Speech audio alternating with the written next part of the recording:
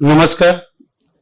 આજે તારીખ 19 મે 2026 મંગળવારના રોજ સાંજે 5:30 કલાકે આત્મા હોલ, આશ્રમ રોડ, અમદાવાદ ખાતે ઓમ કોમ્યુનિકેશન દ્વારા કવિ, નિબંધકાર, સંપાદક કમલ વોરાના 77મા જન્મદિન પ્રસંગે શબ્દજ્યોતિ શીર્ષક હેઠળ સાહિત્ય સફર કાર્યક્રમનું આયોજન કરવામાં આવ્યું છે.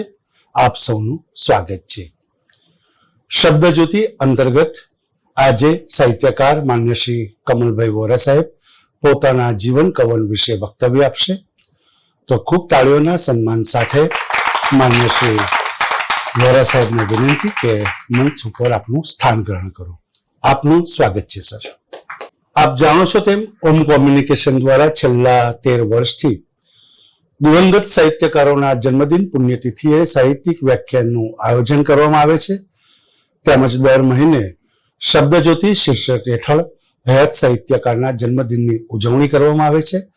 સાથે સાહિત્યના વિશિષ્ટ કાર્યક્રમો જેવા કે સાહિત્ય પંચામૃત, સંસ્કૃત પર્વ, સંત સાહિત્ય પર્વ, પર્યુષણ સાહિત્ય પર્વ, ગુજરાતી આત્મકથાના 150 વર્ષની ઉજવણી, પુસ્તક પરિચય અને શબ્દ સંપદા જેવા વિશિષ્ટ કાર્યક્રમોનું આયોજન પણ થાય છે. આયોજન થયેલ તમામ કાર્યક્રમો યુટ્યુબમાં સાહિત્ય વિમર્શમાં અપલોડ કરવામાં આવે છે, જેથી જે અહીંયા હાજર નથી રહી શક્યા એ લોકો આ કાર્યક્રમનો લાભ લઈ શકે. માતૃભાષા ગુજરાતીનું સંવર્ધન થાય એ હેતુ અને આજની નહીં પરંતુ આવનારી 20 વર્ષ પછીની યુવા પેઢીની નજર આપણી માતૃભાષા ગુજરાતીના સાહિત્યકારો પર પડે, એ સાહિત્યકારોનો વિશિષ્ટ પરિચય થાય, એ સાહિત્યકારોએ જે સાહિત્ય સર્જન કર્યું છે તેમના તરફ એમની વિશેષ દૃષ્ટિ પડે, એ મુખ્ય હેતુથી આ પ્રકારના સાહિત્યિક કાર્યક્રમનું આયોજન થતું હોય છે. સૌપ્રથમ આપણે વક્તાશ્રીનું સ્વાગત કરીશું. માન્ય શ્રી મનસુખભાઈ સલ્લા સાહેબને વિનંતી, આપ આવો અને વોરા સાહેબનું સ્વાગત કરો.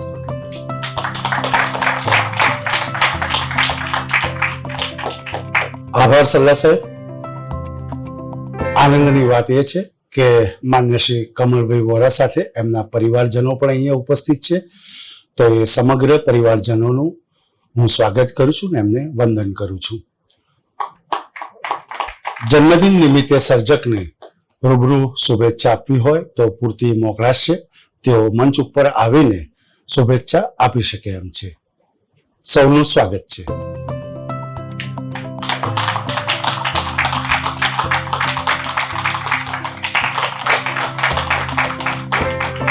હવે કાર્યક્રમની રૂપરેખા કંઈક આ પ્રકારે રહેશે. માન્ય શ્રી કમલભાઈ વોરા પોતાના જીવન કવન વિશે 90 મિનિટ વક્તવ્ય આપશે. ત્યારબાદ સમયની અનુકૂળતા હશે, પૂછવા લાયક પ્રશ્નો હશે તો પ્રશ્નોત્તરી પણ કરીશું. તો ખૂબ તાળીઓના સન્માન સાથે માન્ય શ્રી કમલભાઈ વોરા સાહેબની વિનંતી, આપ આવો અને વક્તવ્યનો પ્રારંભ કરો. સ્વાગત છે સર. નમસ્તે મનીષભાઈ, તમારો ખૂબ આભાર કે તમે આ બધા પ્રિય મિત્રોની સન્મુખ મને ઊભો કર્યો છે, એ તક આપી છે. એટલે ખરેખર આજનો જન્મદિવસ મારે માટે વિશિષ્ટ થઈ ગયો છે. વિજયભાઈ આવ્યા છે, સલ્લા સાહેબ, કિરીટભાઈ, હર્ષદભાઈ, યોગેશ, અજય, સૌનું સ્વાગત. આપણે ત્યાં એક પરંપરા છે કે આપણે મંગળાચરણથી ચાલુ કરીએ, તો મને એમ છે કે હું પણ એવું કંઈક કરું. તો મારા પ્રિય કવિ ઝેક કવિ હુલુબની 4-5 પંક્તિઓથી શરૂઆત કરું છું. ઓલ્ધો નામનું એમનું એક કાવ્ય છે જે મેં અનુવાદ પણ કર્યું છે. બહુ લાંબુ કાવ્ય છે પણ એનો શરૂઆતનો અંશ. Although a poem arises when there is nothing else to be done, although a poem is last attempt at order when one can't stand disorder any longer, although poets are most needed when freedom, vitamin C, communications, laws and hypertension therapy are also most needed.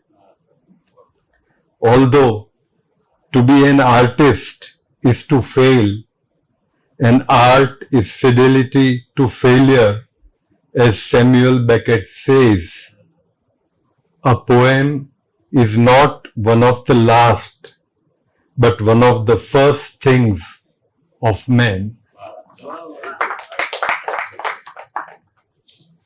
એટલે poetry has no utility એવું કહેવાય છે કે એની કોઈ ઉપયોગિતા નથી. એ વાત સાચી છે, અને ઉપયોગિતા નથી એટલે જ 50 વર્ષથી હઠાત કવિતાઓ લખી છે. નથી એટલે જ લખતા રહેવું છે.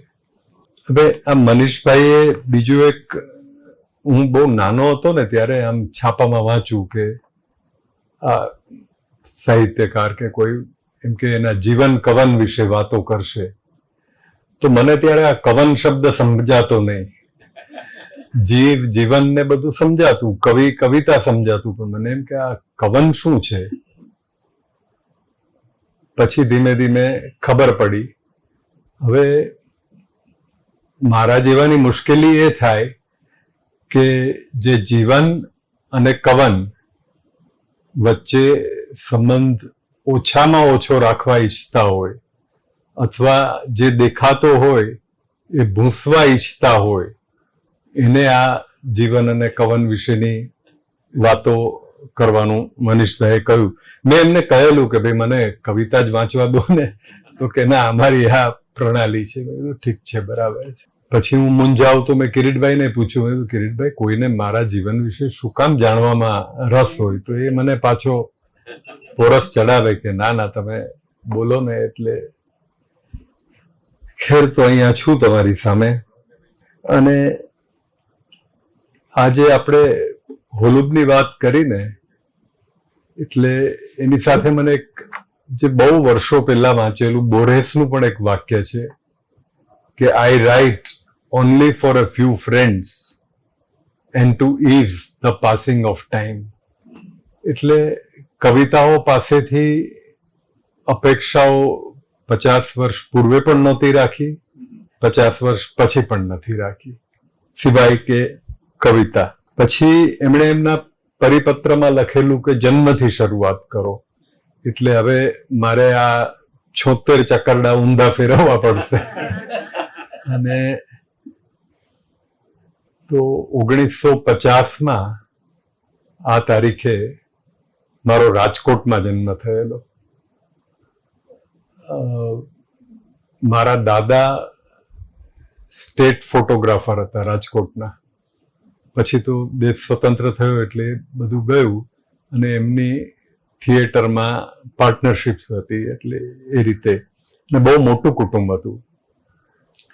1953માં જ કંઈક દગો થયો ને બહુ આર્થિક સ્થિતિ ખરાબ થઈ ગઈ. એટલે મારા જન્મ પહેલા જ 49ની આજુબાજુ તો એમણે નોકરી સ્વીકારવી પડી ને ભણતર ઇન્ટર સાયન્સ સુધીનું કરીને છોડી દેવી પડી. ને રાજકોટમાં આટલું મોટું કુટુંબ નભી શકે એવી સ્થિતિ નહોતી. એટલે મારા પિતાએ વિચાર્યું કે મુંબઈ જઈને કંઈક કરીએ. એટલે 1954માં એ મુંબઈ જવા નીકળ્યા. એટલે હું 3.5-4 વર્ષનો, મારા મા અને મારા, એટલે કહેવાય મુંબઈ, પણ મુંબઈથી લગભગ 70-80 કિલોમીટર આગે એક મોટી ફેક્ટરી હતી. એ કાળે હતી, એટલે કહું છું કે હવે એ નથી, આજે નથી રહી. એનું નામ હતું નેશનલ રેયોન કોર્પોરેશન લિમિટેડ. અને એ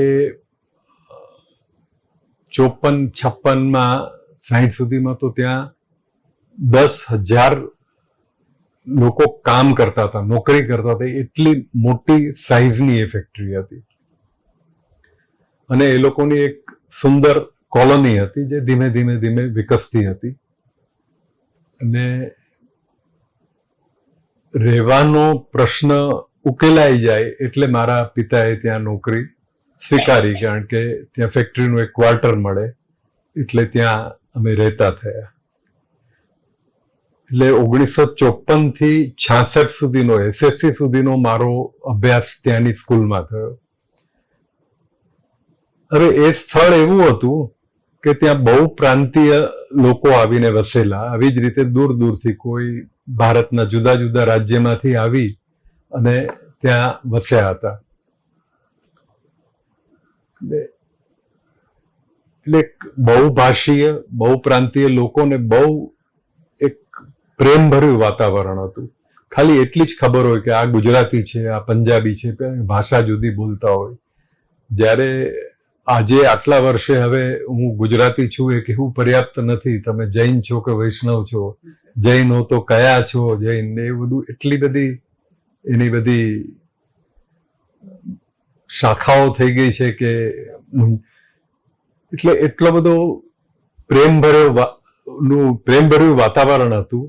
પણ આ સ્થળ જે આ ફેક્ટરી થવાની સાથે સાથે એનો વિકાસ થયો,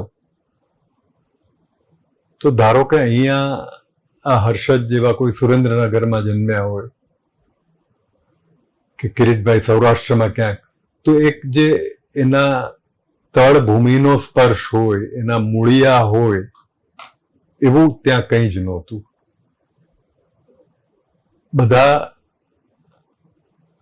બધી સગવડો ખૂબ હતી. એટલે આમ રાજકોટમાં એમ કહેવાય કે મારો દીકરો મુંબઈ ગયો છે એવું મારી દાદી કે, પણ એ શહેરથી ઘણું આઘું હતું અને શહેર નહોતું, અને છતાં એ ગામડું પણ નહોતું. કારણ કે અમુક ઘણી બધી સુવિધાઓ જે કોઈ ગામડામાં ન હોય એ બધી ત્યાં ઉપલબ્ધ હતી. સરસ હોસ્પિટલ હતી, સુંદર સરસ સ્કૂલ હતી, ને મેદાનો હતા, બગીચા સરસ હતા, ફુવારાઓ હતા. એ કંપનીના માલિક ચિનાઈ કુટુંબ હતું. તો સદભાગ્યે ગુજરાતી હોવાને કારણે ત્યાં સ્કૂલમાં ત્યારે ગુજરાતી અને મરાઠી બંને મીડિયમ હતા. એટલે હું ગુજરાતીમાં અભ્યાસ કરી શક્યો. ને ઘણા બધાને કે જેને મરાઠી પણ અઘરું પડે એ લોકોએ મરાઠી મીડિયમમાં ભણવું પડ્યું. કોઈ તામિલનાડુથી આવ્યા હોય કે બીજે ક્યાંકથી આવ્યા હોય. એ રીતે ત્યાં હું સ્કૂલમાં દાખલ થયો. હવે સ્વાભાવિક છે કે બહુ ઓછા ગુજરાતીઓ હતા, ક્લાસમાં પણ બહુ ઓછા 66માં મેં જ્યારે SSC પાસ કર્યું ત્યારે અમારા ક્લાસમાં 11 વિદ્યાર્થીઓ હતા, 3 છોકરા અને 8 છોકરીઓ. એટલે એટલું બધું ઓછું હતું. પણ એ સ્કૂલ છે ને એ ફેક્ટરીના એક ડિપાર્ટમેન્ટ તરીકે ચલાવાતી હતી. એટલે શિક્ષકોના પગારનું ધોરણ પણ સારું હતું કે જે ફેક્ટરીમાં કોઈને અપાતું હોય એ રીતે પગાર મળતો. એટલે બહુ જ સારા શિક્ષકો મળ્યા ત્યાં દરેક વિષયના. એમાં જે 2 શિક્ષક મને યાદ આવે છે, એક સુશીલચંદ્ર જ્ઞાની કરીને હતા અને એક હતા નલિનીબેન પાઠક, જે ગીજુભાઈ બધેકાના દીકરી થાય, પણ પાઠકને પરણેલા એટલે એ રીતે એમનું નામ નલિનીબેન પાઠક. તો એ ગુજરાતી બહુ જ સુંદર અમને શીખવે અને વ્યાકરણમાં અને છંદમાં ને એટલો બધો રસ લેતો કર્યો કે કોઈ ગણિતના શિક્ષક પણ ખૂબ સારા. એટલે મને ગણિત પણ ખૂબ ગમે, મને વિજ્ઞાન પણ ખૂબ ગમે. એટલે આમ જે આપણા જે કવિઓમાં હોવા જોઈએ એ લક્ષણો નથી મારામાં. જે આનંદ પેલો પરીક્ષામાં પૂછે કે હવે આનો છંદ શોધી કાઢો, તો પેલી યમા તારા જવાન સલગાની ફૂટપટ્ટીથી આપણે છંદ ઉકેલીએ, એ આનંદ જે થાય એ જ આનંદ ગણિતનો દાખલો ઉકેલતા થાય. હવે આ જે જ્ઞાની સર હતા એ અમને કવિતાઓ બહુ સુંદર રીતે ભણાવતા. એટલે ભગત સાહેબનું વાક્ય તો કવિતા કાનથી વાંચો બહુ પાછળથી જાણ્યું અને સમજ્યો, પણ એ અમને કવિતાઓ ગાઈને શીખવાડતા. બધી જ કવિતાઓ એ ગાતા અને એમનો બહુ જ સુંદર અવાજ હતો. એટલે ક્લાસમાં હાર્મોનિયમ લઈને આવે અને હાર્મોનિયમ પર વગાડતા વગાડતા ગાય. એટલે છંદોબદ્ધ રચનાઓ પણ ગાય પ્રેમાનંદ પણ ગાય, નરસિંહ પણ ગાય, અને કાળની કેડી એ સંગ રે ભાઈ આપણો ઘડીક સંગ એ પણ બહુ સુંદર ગાય. આ રીતે અમને ગીતો ગાવાની ટેવ પડી ગઈ, કવિતાઓ ગાવાની ટેવ પડી ગઈ કે ઉમાશંકર જોશીનું 6 ઋતુઓ કાવ્ય 6 જુદા છંદ છે તો 6 જુદા રાગમાં એ ગાઈને અમને ગવડાવે. એ પોતે પણ કવિતાઓ લખતા. તો મને એમની એક જાડી નોટ યાદ આવે છે, હજી અત્યારે આંખ સામે તરવરે છે. એમાં એ લખે અને પછી ક્યારેક આવી ફુરસદ હોય તો પોતાના ગીત ગાય. પછી એ હિન્દીમાં પણ લખે અને હિન્દી ગીતો પણ ગાય. હું એમને કહું કે જરા નોટ બતાવો, તો બહુ સુંદર અક્ષરોએ કવિતાઓ લખી હોય. ક્યાંક ક્યાંક નીચે એમણે સ્વ લખ્યું હોય. એટલે મેં એમને પૂછ્યું કે ભાઈ આ સ્વ એટલે શું? એટલે કે આ સ્વરચિત છે, મારી પોતાની કવિતા છે. હવે એમના અક્ષર સારા અને મારા પણ ખૂબ સારા, અને કવિતાની સાંભળવાની લગની લાગી હતી. એટલે એક પણ કવિતા લખ્યા વગર મને એમ થયું કે ભવિષ્યમાં હું પણ આવી એક ડાયરી બનાવીશ અને કવિતાઓ લખીશ અને એની નીચે સ્વ લખીશ. એમ કરી અને પછી 1966માં હું SSCમાં પાસ થયો. એ દરમિયાન હા, એક યાદ એ આવે છે કે અમારી સ્કૂલની લાઇબ્રેરી પણ બહુ જ સરસ હતી, અને આ બધા જ અંગ્રેજીના ભણાવતા શિક્ષકો, ગુજરાતીના તો આખરા જ બધા એ બધું વાંચવાની ખૂબ પ્રેરણા આપતા. ત્યાં એક જે આ જે વસાહત હતી ત્યાંના લોકો માટે પણ એક બહુ જ સુંદર લાઇબ્રેરી હતી.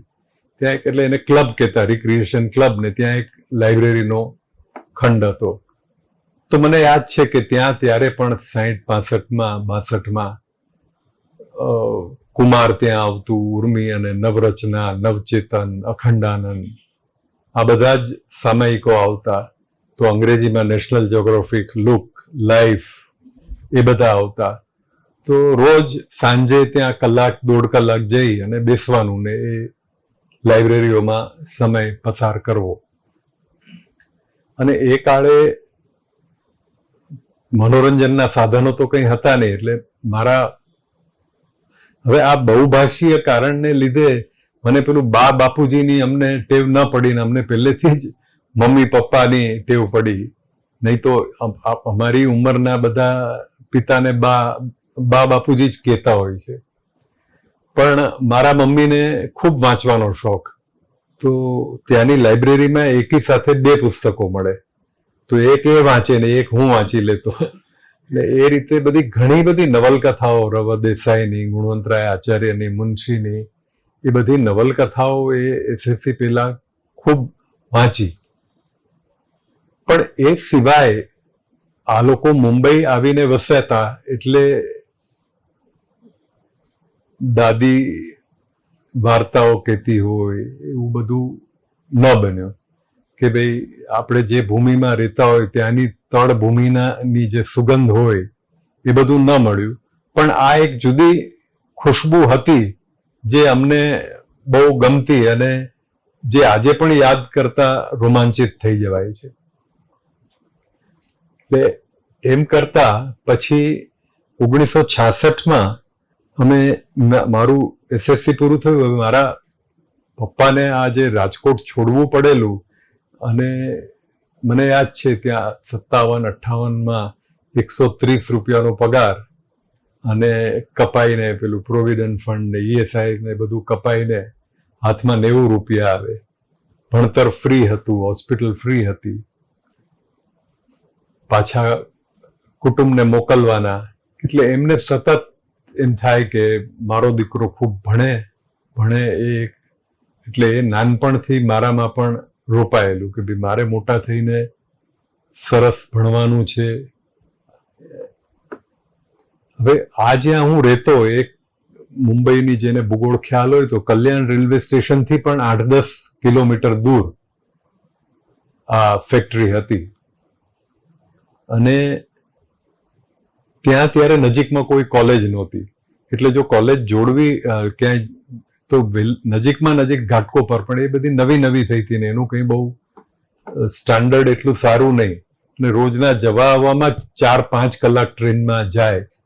એટલે એમણે નક્કી કર્યું કે ઘાટકોપર શિફ્ટ થઈએ, કારણ કે મારો દીકરો તો ઝેવિયર્સમાં જ ભણે એવું એમનું એક સ્વપ્ન હતું. એટલે 1966માં દેવું કરીને, ત્યારે તો પેલા પાઘડીના ઘર મળતા ત્યાં, એ બધું કરીને ઘાટકોપર અમે આવ્યા. અને 1966માં મને સેન્ટ ઝેવિયર્સમાં મારા એસએસસીના માર્કને ધોરણે મને એડમિશન મળ્યું. આમ ઇન્ટરવ્યૂ લેતા એ લોકો, પણ બધું માર્કશીટ જોઈને, અને એ ટકા મારા વધ્યા એમાં મેં 4 ભાષા રાખેલી: ગુજરાતી, હિન્દી, સંસ્કૃત અને અંગ્રેજી. તો સામે પક્ષે મેથ્સમાં હાયર મેથ્સ રાખેલું. તો જ્યારે હું પરીક્ષા આપવા ગયો તો પેલો સીલબંધ કવરમાં પેપર આવે ને, તેમાંથી 2 જ નકલ, કારણ કે હાયર મેથ્સ લેનાર ગુજરાતીમાં હું એકલો જ હતો, અને 1 નકલ પેલા મોડરેટર કે જે હોય એના માટે હોય. એટલે એણે મને બતાવી કે જુઓ આમાં 2 જ નકલ આવી છે. પણ એનીવે, એટલે એ બધામાંથી થઈ અને ઝેવિયર્સમાં પ્રવેશ મળ્યો. જેટલા સારા શિક્ષકો સ્કૂલમાં મળેલા, અહીંયા અમારે ફર્સ્ટ યર સાયન્સમાં બ્રોકરની શ્રેષ્ઠ વાર્તાઓ. પણ એ જે બેન હતા, શિક્ષિકા બેન, એ આવીને ક્લાસમાં વાંચી જાય ખાલી. ઇન્ટર સાયન્સમાં માનવીની ભવાઈ તો વાંચીને સમજાવે, બસ બીજું કંઈ નહીં. એટલે જે એક ગુજરાતીનું ઔપચારિક શિક્ષણ મળવું જોઈએ એ ન મળ્યું.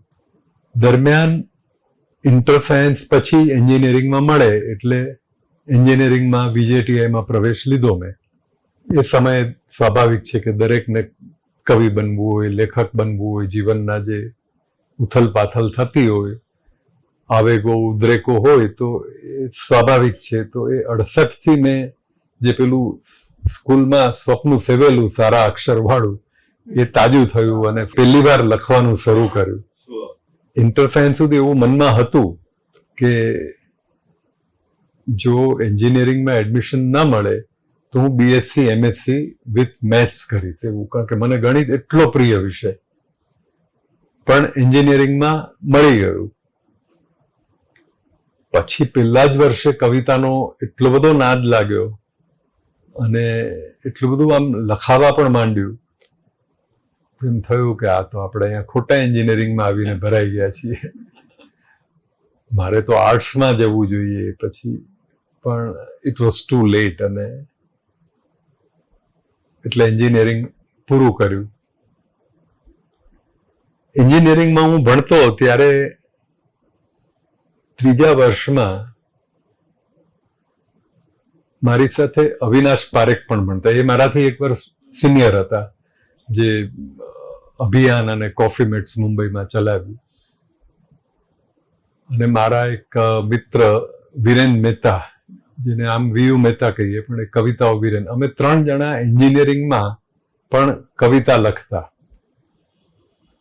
તે સમયે રમેશ પારેખ, અનિલ જોશી, મનોજ, આદિલની ભૂરકી બધા પર આમ. એટલે અમે ગીતો લખીએ, ગઝલ લખીએ, પછી છાંદસ પણ લખીએ. હવે બતાવવાનું કોને, તો એકબીજાને બતાવ્યા કરીએ. અને પછી બહુ સમજ ના પડે, પણ કોઈ એમ કે ભાઈ આ નથી જામતું, એમાં અમારા બેમાંથી કોઈ એક કે, તો અમે બહુ સહજતાથી એ ફાડી પણ નાખતા. પછી થોડુંક એમ થયું કે લખાય છે, એમ કરતી ડાયરી તો ભરાઈ ગઈ. પણ સંકોચ એટલો બધો કે કોને બતાવવું, કેવી રીતે આમાં આ આપણે જે લખીએ છીએ એનું. અને અમે જ અમારી રીતે તાળો મેળવતા હતા. જે રમેશના 5 ગીત સમર્પણમાં આવે તો આપણે જોઈએ કે ભાઈ આપણું ક્યાં ઊભું રહે છે આમાં. એટલે આવું થતું. પછી મારા પપ્પાના એક પિતરાઈ કાકા નવનીતમાં કામ કરતા હતા. તો મારા પપ્પાએ એમની સાથે વાત કરી હશે, તો એ કે મકરંદ હવે અહીંયા રહે છે ઘાટકોપરમાં જ, આપણે એમને મળીએ ને એમને આ બધી કવિતાઓ બતાવીએ.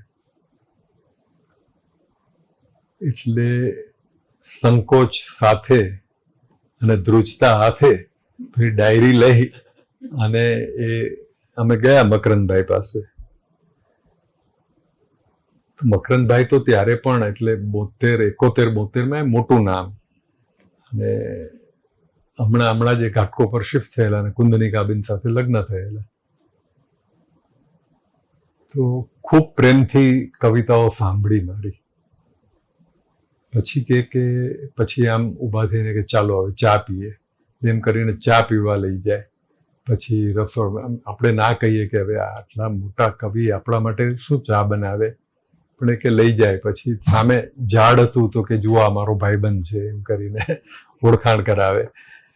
અને પછી મને કે તમે છે ને આ ડાયરી મૂકતા જાઓ અહીંયા, હું અનુકૂળતા પ્રમાણે વાંચીશ. એટલે અઠવાડિયા પછી અમારે મળવાનું એવું નક્કી થયું.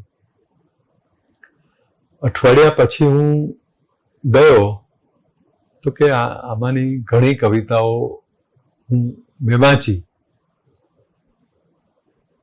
પછી એમણે એક વાક્ય કહ્યું કે આમાં અનુભૂતિ છે પણ અભિવ્યક્તિ નથી.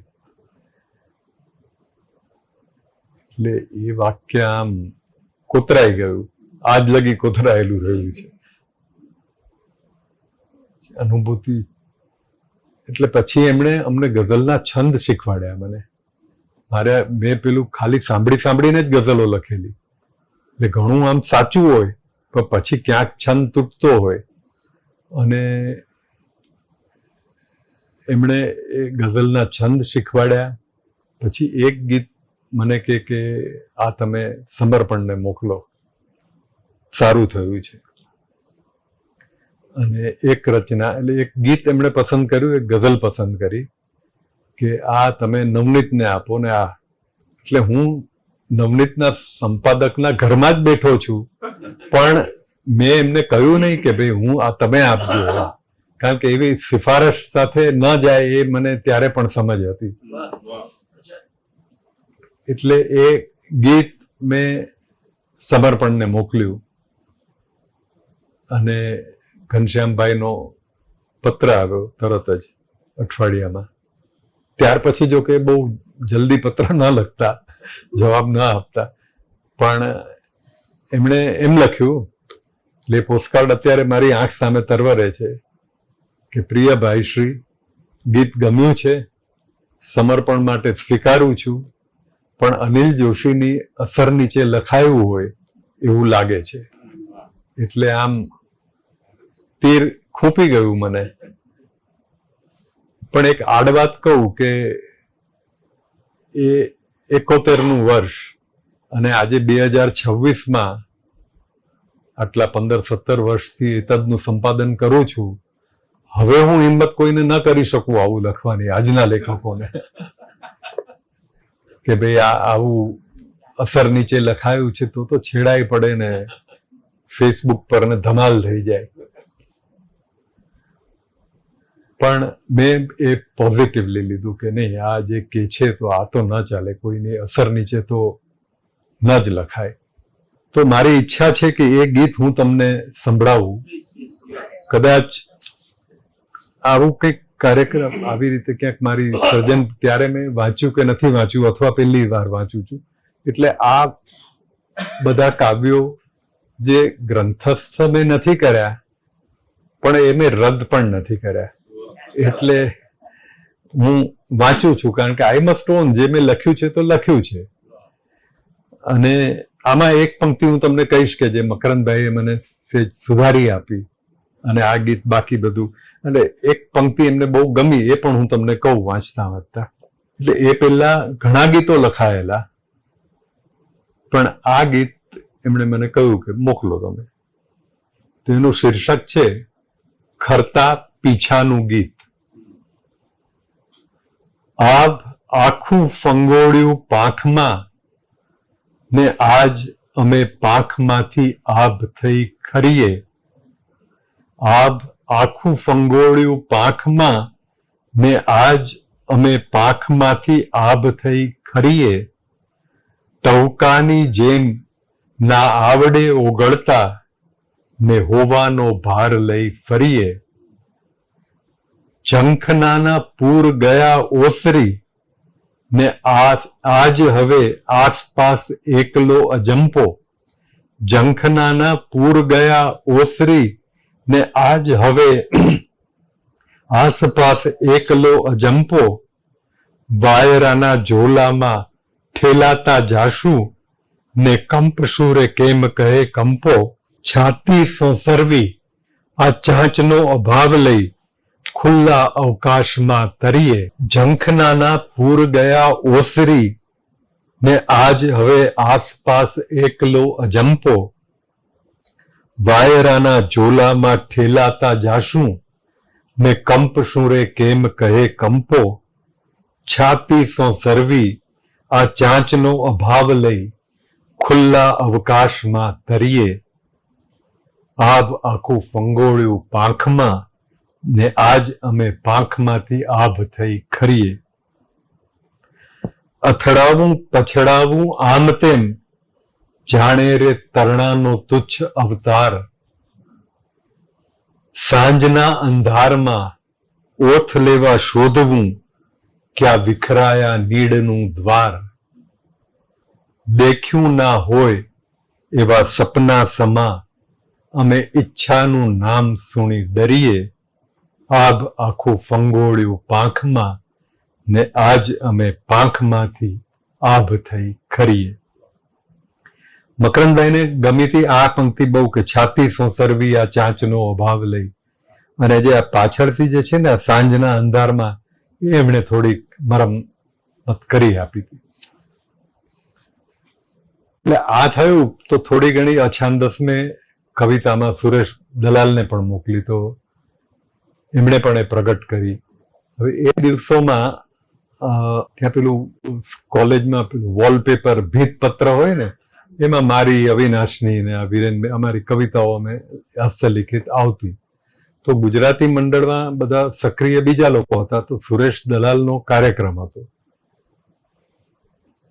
તો એ આવ્યા ને કાર્યક્રમ એમનો થયો સરસ એમનો તો. અને પછી એ ઘેરાઈ ગયેલા ને એમને પેલું ચા કોફી માટે સ્ટાફ રૂમમાં લઈ ગયા. તો મને તો સંકોચ થયો કે આમાં કંઈ જવાય નહીં, મળાય નહીં. એટલે હું તો સ્ટેશન તરફ વિજયટીઆઈથી માટુંગા તરફ ચાલતો થયો. ત્યાં 1.5 કિલોમીટર ગયો હોઈશ, ત્યાં એક છોકરો દોડતો આવ્યો કે સુરેશભાઈ તમને મળવા બોલાવે છે. તે પેલા જે ગુજરાતી એમને કહ્યું હશે કે ભાઈ અમારે ત્યાં આ બધી, અથવા એમણે પેલી કવિતા વંચાવી હશે. ત્યારે મારા 3-4 કાવ્યો એમણે છાપેલા ઓલરેડી. તો મને કે તમે કેમ મળ્યા વગર જતા રહ્યા, કે તમે ખરેખર છો? એટલે મેં કીધું કેમ ખરેખર છો? એટલે મને એ કે મને એમ કે કમલ વોરાને નામે કોઈ મને કવિતાઓ મોકલી રહ્યું છે. એટલે એમની પેલી શૈલી હતી એ. તો મને કે તમે તમારું હસ્તલિખિત કાવ્ય અને તમારો ફોટો મને જરૂર મોકલો. ત્યારે તો હા કરી, પણ બહાર નીકળીને મને ખ્યાલ આવ્યો, મેં કીધું એમનો પ્રેમ છે, એમણે મારી હવે 4-5-6 કવિતાઓ વાંચી છે કે છાપી છે. એમાંથી ત્યારે તો હજી રમેશ પારેખ ને અનિલ જોશી ને આદિલના ને બધાના ફોટા છપાતા. આમાં આપણું આ બરાબર નથી, એટલે મેં એમને કંઈ મોકલ્યું નહીં ને કવિતાઓ છપાતી રહી. એક કવિતા પેલી ગુચ્છમાં હતી, તો એમાં એમણે કંઈક છાપવામાં ભૂલ કરી. એટલે મેં એમનું ધ્યાન દોર્યું કે સુરેશભાઈ આમાં તો ભૂલ થઈ ગઈ છે, 2 કવિતાઓ ભેગી થઈ ગઈ છે. તો મને કે તમે મને આ હસ્તાક્ષરમાં લખીને આપો, આપણે છાપીએ, અને ફોટો આપો. એટલે મેં હસ્તાક્ષરમાં કવિતા સાચી છપાય એટલે મેં મોકલી, પણ ફોટો ન આપ્યો, તે આજ લગી ન આપ્યો. હવે આ જે હું 72ની આજુબાજુ, તો એ પછી આ ગીત તો મારા તરત અનિલ જોશીનો જે કરંટ લાગ્યો મને, એટલે લગભગ ઓછા થઈ ગયા. પણ ગઝલો હજી માથે ચડી હતી અને લખાતી હતી અને ઘણી બધી છપાતી હતી. હવે આ બધા જે કાવ્યો છે ને, જે એ દરમિયાન લખાયા, એ પેલું છાપામાં ત્યારે કોલમ હરીન્દ્રભાઈ ચલાવતા, જગદીશ જોશી ચલાવતા, પ્રકાશ મહેતા ચલાવતા અને અમુક સમય છેલ્લે વેણીભાઈ પણ ચલાવતા. તે બધી છપાઈ કે તરત એમાંથી ઘણા બધાના આસ્વાદ થયેલા અને એ રીતે એમણે ગમી હતી. તો હવે ગીત કયું છે તો હું ગઝલ પણ એક સંભળાવી જ દઉં તમને. કાચ તૂટ્યો, કાચના ટુકડા થયા. કાચ તૂટ્યો, કાચના ટુકડા થયા. લ્યો અચાનક કેટલા રસ્તા થયા. ભીતના ઊંડાણમાં પડઘો ડૂબ્યો. ભીતના ઊંડાણમાં પડઘો ડૂબ્યો. ભેખડો તૂટી અને દરિયા થયા. એક તો ખોબોક પડછાયો અને એક તો ખોબોક પડછાયો અને જો તરફથી સૂર્યના ભાલા થયા.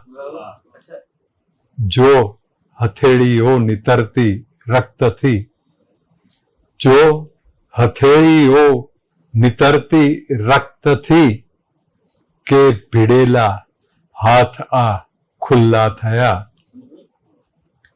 ક્યાંય એ પડનું પગેરું ના મળ્યું. ક્યાંય એ પડનું પગેરું ના મળ્યું. શ્વાસ મારા કેટલા લાંબા થયા. કાચ તૂટ્યો, કાચના ટુકડા થયા. ઘાટકોપરમાં રહેવાથી જે મને મારા લેખનમાં જે વિસ્ફોટ થયો એમાં સૌથી પહેલો હું પ્રાણજીવન મહેતાને મળ્યો. પહેલી વાર મેં એમને મારી કવિતાઓ સંભળાવી, એમણે મારી સાંભળી, એમની સંભળાવી અને જે અમારી દોસ્તી થઈ એ એમના છેક સુધીના છેલ્લા દિવસ સુધી ટકી રહી. પ્રાણજીવન મહેતા મને લઈ ગયા જયંત પારેખ પાસે. પછી જયંત પારેખ મને કે એક દિવસ કે ચાલો આપણે મહેન્દ્ર ભગતને ત્યાં જવાનું છે. તો એ મને લઈને ત્યાં બધા ઘણા બધા મિત્રો હતા. તો એક આમ દાઢીવાળા અને સામે બેઠા હતા. એને આમ ચબરખી પર કંઈક લખ્યું અને બાજુવાળાથી પાસ કરાવી મારી પાસે.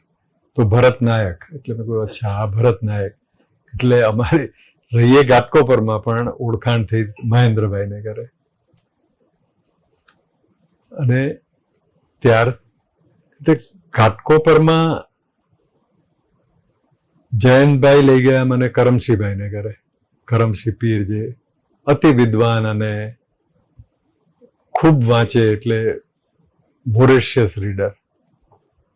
તો ભરત નાયકને ઘરે અમે દર શનિવારે મળતા. શનિવારે રાત્રે મળીએ અને જે લખાયું હોય એની વાતો કરીએ, કંઈક વાંચ્યું હોય એની વાતો કરીએ. પણ એ સમય એવો હતો કે અમે કવિતાના એક શબ્દ માટે, એક પંક્તિ માટે કલાકો સુધી ચર્ચા કરતા, એના શું કહેવાય છોતરા ઉતરતા અને બે ધડક કહી શકતા કે ભાઈ આ ન ચાલે ને આ ચાલે, કે આ સારું થયું છે, આ ઠીક થયું છે, આ બદલા. અને ભરતભાઈની લાક્ષણિક શૈલીમાં જેમને ખબર છે કે આમ એના સોફા પર બેઠા એમને ગમી જાય તો સીટી મારતા આમ જમીન પર બેસી જાય. અને ત્યારે વીરુ પુરોહિત મુંબઈ હતા એટલે એ પણ એમાં સામેલ થતા. વેણીભાઈ બાજુમાં જ રહેતા ભરતભાઈની. તો વેણીભાઈ રાત્રે આવી ચડે, જન્મભૂમિમાંથી પાછા આવ્યા હોય અને વેણીભાઈ સાથે પણ બહુ જ સુખદ સ્મૃતિઓ અને બધી જ રીતે અમારા કરતા તો કેટલા મોટા પણ આમ ખભે હાથ રાખીને મિત્ર થઈને રહે અને અમે રહી શક્યા તો એક વેણીભાઈ સાથે. એટલે અમારી સાથે જોક્સ પણ શેર કરે અને બધું જ કરે. વેણીભાઈ આવી ચડે. ભરતભાઈ મીઠીબાઈમાં ભણતા એટલે એમને ઘરે આ બધા મિત્રોનો પણ બહુ જ આવરો બધા નાટકના મહેન્દ્ર જોશી આવે ને પરેશ રાવલ આવે ને બધા, એટલે બધી રાતની મહેફિલો બહુ જામે.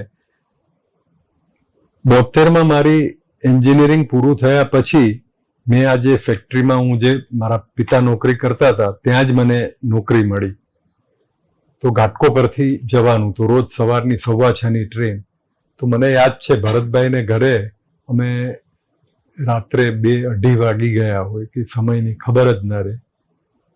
1 વાગે ગીતા ભાભી ગરમ ગરમ કરીને જમાડે, 2 વાગે જાઉં ઘરે, 2:30 ઘરે પહોંચું, સવારે 5:30 ઉઠીને 6:15ની એકાત્રા રવિવાર મારે જોબ ચાલુ રહેતો. એટલે એ બધા એવા સુંદર દિવસો હતા. પણ આ બધાને જેમ જેમ હું મળતો ગયો ને કરમસિંહભાઈને, પછી એક બીજી મહત્વની ઘટના એ બની કે હું ત્યારે સિતાંશુભાઈ અમેરિકાથી પાછા આવેલા અને મીઠીબાઈ કોલેજમાં એ હતા, પ્રબોધ પરીખ ત્યાં ફિલોસોફીના પ્રોફેસર હતા. તો એમણે એક શબ્દલોક નામની એક્ટિવિટી કરેલી ને એમાં અમે આ બધા જઈએ મિત્રો. કાંતિ પટેલ આવતા, અરુણ અડાલજા આવતા, કૈલાસ પંડિત આવતા, પછી આ બધી જે પેલી ક્ષણિકની હેમંત શાહ, મુકેશ દવે, એ બધા મિત્રો અમે ત્યાં ભેગા થતા. અને મુકેશ વૈદ્ય, હા. તો ત્યાં એક જે વાંચે ને એ, અને લગભગ ફરજિયાત કે ભાઈ 15 દિવસે અમે મળીએ તો કંઈક લખીને લાવવાનું અને બેસાડે એ ખુરશી પર, જેને વાંચે એને એ ખુરશી પર બેસવાનું અને એનું નામ પાડેલું ઇલેક્ટ્રિક ચેર. એટલે આમ કડક થી કડક ટીકા થઈ શકતી ત્યારે. હવે આજે પાછળ વળીને જોઉં છું ને તેમ થાય છે કે આ બધાનો ખૂબ લાભ થયો, કારણ કે ઔપચારિક ભણવાનું તો થયું નહીં. એટલે એમ એક બીજી, એટલે એના મને છે ને મારા લેખન ઉપર એના સારા ને માઠા બંને પરિણામો હું જોઉં છું. એમ થાય કે ભાઈ વડોદરા ભણ્યા હોત તો સુરેશભાઈ કે શિરીષભાઈની પાસે ભણ્યા હોત, મુંબઈમાં સિતાંશુભાઈ પાસે ભણ્યા હોત કે યાજ્ઞિક સાહેબ પાસે, પણ એ નહોતું. પણ એને લીધે જે કોલેજ અને શૈક્ષણિક વાતાવરણથી હું દૂર થઈ ગયો, એનો લાભ એ થયો કે આખી સ્પર્ધામાંથી હું નીકળી ગયો. અને પછી જે બધું સાંભળતા કે બધી સ્પર્ધાઓ ચાલે છે ને થાય છે, તે બધાથી ઉગરી જવાયું. તો એવી રીતે ત્યાં ઇલેક્ટ્રિક ચેર ઉપર અમે મળતા. અને એટલે અનિલ જોશીને પણ કહી શકાતું કે આ ગીત આમ ન ચાલે એમ, એ હદે મોકળાશ હતી એમ, કે કૈલાસ પંડિતને તો ઓલરેડી નામ હતું, પણ બધા બેસનારા. Arun Adalja was a brilliant mind. પછી તો એમનું તરત અવસાન થઈ ગયું. પણ એટલે આ બધું પ્રબોધ પરીખ થકી મને નૌશીલ મહેતા સાથે દોસ્તી થઈ. ઘાટકોપરમાં આ બધું ચાલતું હતું. એક સહૃદય નામની પ્રવૃત્તિ, ભરતભાઈ તો બધું પ્રવૃત્તિ ખૂબ કર્યા કરે ચાલુ. તો એમાં લગભગ બધા જ પ્રતિષ્ઠિત ને આપણે ગુજરાતી સાહિત્યના રાજેન્દ્ર શાહ, ઉમાશંકર, લાભશંકરથી માંડીને છેક હરીશ મીનાશુ ત્યારે યુવા, પણ એ બધા જ ત્યાં આવીને કવિતાઓ વાંચતા. અને પછી ભરતભાઈને ઘરે બપોરે, એટલે સવારે કાર્યક્રમ હોય ને બપોરે પછી એમને ઘરે જમવાનું ને સાંજે 5-6 વાગી જાય. કરમસિંહભાઈ પાસે મળીએ તો એ બધા તો કામુ, કાફકા અને આ બાજુ મને હુલુબ, રિલ્કે ને એ બધું વાંચતો થયો. એટલે એ બધા જાણે કે ભાઈબંધ થઈ ગયા. અને એને લીધે થયું એ કે એમણે મારી સામે એક ઊંચા નિશાન મૂકી આપ્યા.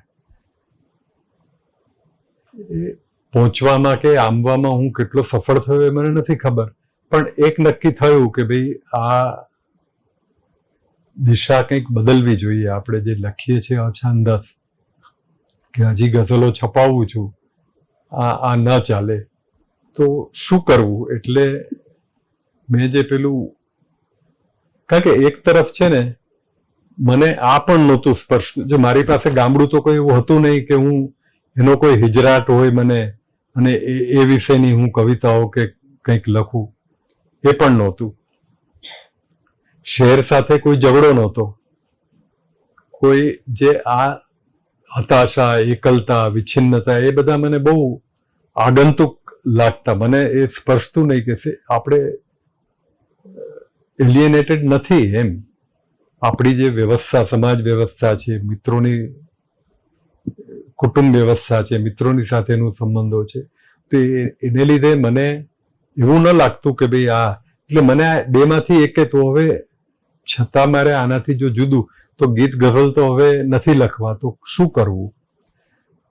તો મને એમ વિચાર આવ્યો કે જે મકરંદભાઈનું જે પાટિયું છે ને એ હું ઊંધું કરી નાખું. એમણે એમ કહ્યું કે અહીંયા અભિવ્યક્તિ છે, અનુભૂતિ છે, પણ અભિવ્યક્તિ નથી. તો અનુભૂતિથી અભિવ્યક્તિ તરફ જવાની વાત હતી કે અનુભૂતિને સારી અભિવ્યક્તિમાં ઢાળીએ. મને વિચાર એમ આવ્યો કે ધારો કે આ પાટિયું ઊંધું કરું અને અભિવ્યક્તિ દ્વારા અનુભૂતિ થઈ શકે કે નહીં, તો એ તરફ મને એમ થયું કે મારે વિચારવું જોઈએ. અને એ રીતે કવિતાઓ લખાવી શરૂ થઈ. એટલે મને એમ લાગે કે મને જે સંવેદનો થાય છે એને હું અભિવ્યક્ત કરું, તો મારા પૂરતું એ એક સમીકરણ છે કે હું એક મને સંવેદન થયું અને એને હું એક વ્યક્ત કર્યું, એટલે એક સમીકરણ થયું. એટલે અન્ય લોકો આ ઉત્તમ રીતે કરી શકે છે એની સામે મને એ કવિતાઓ હું માણું પણ છું અને જાણું પણ છું, પણ એની સામે કોઈ, પણ મને એમ થયું મારા માટે આ નથી. વધારે ને વધારે આ બધું વાંચતો ગયો. એમાં આ જે અમે શબ્દલોકમાં મળતા ને, તો સિતાંશુભાઈએ પહેલું પુસ્તક આપ્યું, નોટ્સ ફ્રોમ અંડરગ્રાઉન્ડ, દોસ્તોયેવસ્કીનું. એ વાંચીને બધું આમ તમ્મર આવી ગયા. તો એ બધાથી આમ બધું જે ઉઘડ્યું કે આ નથી કરવું, એટલે અભિવ્યક્તિથી અનુભૂતિ પર આવીએ તો કેવું. એટલે એક પ્રકાર કવિતા લેખનનો એવો છે કે ભાઈ આપણી અંદર અમુક સંવેદનો ઊભા થાય છે, એ પ્રવાસ કરી અને વિશ્વમાં પોતાના કોરિલેટિવ્સ શોધી લે છે અને અભિવ્યક્ત કરે છે. તો મેં કહ્યું ભાષાને કે આપણે અભિવ્યક્તિ એવી રીતે કરીએ કે જે ભાવક આ વાંચે અને જે પહેલો ભાવક લખનાર પોતે, તો એને આ અનુભૂતિ આ કવિતાને કારણે થવી જોઈએ. અન્યથા આ અનુભૂતિ એને માટે શક્ય નહોતી. એટલે એ પોતાની અનુભૂતિ સાથે એનો તાળો મેળવી ન શકે, જે બીજા પ્રકારની કવિતામાં થઈ શકતું. તો એમાં મેં પ્રયત્ન શરૂ કર્યા ને એ રીતે પેલી ભીંત, કાગળ ને એ બધી કવિતાઓ લખાવી શરૂ થઈ. અને અલબત્ત ક્યાંક છતાં પેલી છાંટ આવી જતી હતી, કારણ કે ભાષા આપણા કરતા સર્વોપરી હોય છે લખનાર કરતા. એટલે ક્યારેક એ આપણું ન ધારેલું કરી જાય અને આપણને ખબર ન પડે એવું પણ બને. પણ એ પ્રકારના કાવ્યો મેં લખવા શરૂ કર્યા કે મને થયું કે એ એક આ જે પદાર્થ છે એનું એક ફિઝિકલ એક્ઝિસ્ટન્સ છે. હું કાગડો લખું કે ભીંત લખું તો એક એનું ફિઝિકલ એના ગુણધર્મો છે, એની વિશેષતા છે, એ છે. હવે હું એને ભાષા દ્વારા ઓળખું છું કે આને હું ભીંત કહું છું, આને દરવાજો કહું છું, આને કાગડો કહું છું. તો જે પેલી ઓક્ટેવિયો પાઝની પંક્તિ છે કે words can not express and man can not express without words. આ પેચીદી પરિસ્થિતિમાં આપણે આપણું કામ કરવાનું છે કે હું ઘર કહું કે હું વિજયભાઈ કહું, તો વિજયભાઈ દ્વારા મારા ચિત્તમાં મારામાં શું મને છે એ તો હું વ્યક્ત નથી કરી શકતો, પણ મારે કહેવું હોય તો આ વિજયભાઈ છે એ જ કહેવું પડે. એટલે મને એવું થયું કે આ જે હું પદાર્થો મેં લીધા તો એ મારી ચેતના જે આ જગત જીવનથી જોડાયેલી છે એમાં પસાર થઈ અને એક વૈકલ્પિક વિશ્વ મારી ચેતનામાં રચે. અને એ લખતા લખતા મને એમ થતું કે આ જે વૈકલ્પિક વિશ્વ હું રચું છું અથવા રચાયું છે ભાષા દ્વારા એ આ નક્કર વિશ્વ જેટલું જ સાચું છે. ભલે ક્ષણભંગુર છે પણ એ એટલું જ સાચું છે જેટલું આ બહારનું વિશ્વ છે. દરમિયાન પ્રાણજીવનભાઈ તો ખૂબ લખતા એટલે પણ કોઈ એમનું પુસ્તક કરવા તૈયાર નહીં. એટલે ભરતભાઈએ અને અમે બધાએ બીડું ઝડપ્યું કે કોઈ નથી કરતું, આપણે જ કરીએ. એટલે એ અમે પહેલું પુસ્તક એમનું કાનો માતર કાવ્ય સંગ્રહ કર્યો અને પ્રમાણમાં ઘણો સરસ નાનકડો ને. તો આ બધું પહેલી કવિતા 71-72 પછી છેક 90 દરમિયાન અમે સાચર્યમાં મળતા થયા. તમે બધા તો પાછળથી જોડાયા પણ કાનજી ને બીજા ઘણા બધા મિત્રો ત્યારે આવતા, ભૂપેનભાઈ ને શેખ સાહેબ પણ આવતા ને. તો એમ થયું કે ચલો હવે આપણે પણ, અને શિરીષભાઈ ખૂબ કહેતા કે તમે આટલા વખતથી બધા લખો છો, તમે સંગ્રહ કરો. એટલે કરીએ પણ કોણ પ્રકાશક પાસે જવામાં અમને ત્રણેયને સંકોચ.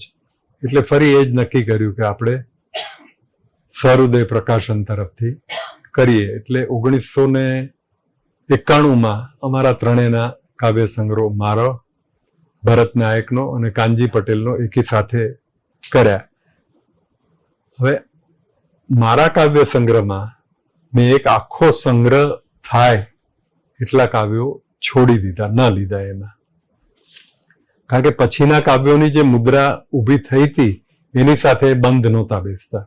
એટલે મેં જે આ વાંચ્યા એ મેં કહ્યું કે એ મેં રદ નથી કર્યા પણ ગ્રંથસ્થ નથી કર્યા. એટલે એ છે, એનું એક સ્થાન છે મારી ડાયરીમાં, મારા અંગત, એ બધું બરાબર છે. પણ એટલે લગભગ આખો એક સંગ્રહ થાય અને એમાંથી ઘણા બધા અમુક પોખાયેલા કાવ્યો, આ બધા જે વિદ્વાનોએ એની પર લખેલું હોય એ બધું એ અરવમાં ન લીધા અને એક પાતળો એવો સંગ્રહ કર્યો અમે ત્રણેય. અને આમ તો ઈચ્છા નહોતી કે કંઈ લોકાર્પણ કે શું કવિતાનું, પણ સિતાંશુભાઈ, હવે એ આપણા આટલા મોટા કવિ, એના હાથે થવાનું ગીતાબેને ગોઠવ્યું. ત્યારે એલ્ફિન્સ્ટન કોલેજમાં ભણાવતા, એટલે એલ્ફિન્સ્ટન કોલેજના એમના વિદ્યાર્થીઓ અને જે થોડા ઘણા રસિકો આવે તો એ રીતે એ કાર્યક્રમ ત્યાં થયો અને અમે ત્રણેય કવિતાઓ વાંચી, સિતાંશુભાઈ પુસ્તકો પ્રગટ કર્યા અને એ થયું. પછી એને અરવને મણીલાલ પટેલનો મને પત્ર આવ્યો કે આને ઉમાશંકર જોશી પારિતોષિક મળ્યું છે. એટલે અંગત થોડો આનંદ થાય, પણ પછી એક જે મારા કદાચ અંગત મિત્રોને પણ ખબર નથી અને કદાચ કુટુંબીઓને પણ ખબર નથી કે ઓળી જોળી પીપળ પાન મારું ફઈએ કમલ નામ નહોતું પાડ્યું. એમણે મારું નામ પાડેલું કીર્તિ. અને મારા મમ્મી બહુ ગર્વથી કે, બધા કોઈ એને કહે ને કે તમે આ દીકરાનું નામ કમલ બહુ સારું પાડ્યું છે, તો કે ના, એણે જ ગોત્યું છે ને એણે સ્કૂલમાં દાખલ થતી વખતે કમલ નામ લખાવ્યું છે. સાવ અણસમજમાં પણ કીર્તિને આઘી કરી દીધેલું અથવા કરી દીધેલી. તો એ પછીના બધા જ, એટલે જે કંઈ બી પારિતોષિકોને મળ્યા બધા, તો એક ગુજરાતી કવિતા એ રીતે પોખાય છે એટલો આનંદ થાય. પણ એનાથી કંઈ લખવા ઉપર કે એ અસર નથી થવા દીધી. કારણ કે હવે જે નામ ધારણ કર્યું હતું કમલ, એને સાર્થક કરવાનું હતું કે જળ અડે નહીં. એટલે આ તો એક થોડી આડ વાત થઈ. એટલે એ વર્ષો દરમિયાન જે અરવ પ્રગટ થયો ત્યાં સુધી ખૂબ આ બધું વિદેશના કવિઓ ને રિલ્કે ને હોલુબ, ત્યારે પેંગ્વિન મોડર્ન પોએટ્સ, યુરોપિયન પોએટ્સની પુસ્તકો મળતા. એટલે હું ભણતો ત્યારે મને 25 રૂપિયા ખિસ્સા ખર્ચી મળતી, એમાંથી 6 રૂપિયા બચાવવું, અને આ પુસ્તક ત્યારે પાઉન્ડનો ને ડોલરનો ભાવ એટલો 6 રૂપિયા ને 8 રૂપિયા ને એવું હતું. અડધા ડોલરનું કે અડધા પાઉન્ડનું હોય તો 6 રૂપિયામાં આવી જાય એ પુસ્તક. એ પુસ્તકો બધા આજે પણ છે મારી પાસે. પણ એ બધા અદ્ભુત પુસ્તકો પણ એ રીતે લીધા. એટલે એ બધા સાથે ખરોબો થયો. એક તરફ આ મિત્રો જે આમ હાથ આગ્યા હતા, એક તરફ આ બધા મિત્રો વિદેશના લેખકો, કવિઓ. એટલે એમણે મારા નિશાન નીચે ન પાડવા દીધા. એટલે સતત મને એમ થયું કે નહીં, મારે મારી રીતે અલગ અલાયદું લખવું જોઈએ. એ તરફ પ્રયત્નશીલ રહ્યો. કેટલું થયું ન થયું એ જુદી વાત છે. અરવ માટે કોઈએ એમ કહ્યું કે ભાઈ આમાં આ અરવની કવિતાઓ કલ્પનોમાં રાચે છે. હવે મારે તો એમને કલ્પનો જ નહોતા બનાવવા. એટલે ઘણીવાર પ્રશંસા થાય એ પણ આપણને થાય કે ભાઈ આ પામ્યા વગરની પ્રશંસા છે, એટલે બહુ ન મજા આવે. પણ એ રીતે થાય તો એની પર કોઈ આપણો અધિકાર નથી. અને એનાથી છૂટવાનો એક સરસ રસ્તો મેં એ ગોતી કાઢેલો કે ષષ્ઠી વિભક્તિઓનો ઉપયોગ નહીં કરવો. અને આજે પણ હું એતદના સંપાદક તરીકે કોઈને લખું તો એટલો અતિરેક હોય તો હું એને, જો એવું લાગે કે અહીંયા કહી શકાય એમ છે તો હું કહું કે ભાઈ તમારે જે કહેવું છે ષષ્ઠી વિભક્તિ વગર પણ કહી શકો ને કહેવું જોઈએ. તો એમાં ઘણા કોક સ્વીકારે છે, પણ કારણ કે એ નહીં તો એટલું સહેલું કરી નાખે છે ને બધું, અને સીધું રૂપકમાં ને એમાં કવિતા સરી પડે. એટલે તો આ અરબની એક કવિતા છે, 8 પતંગિયા.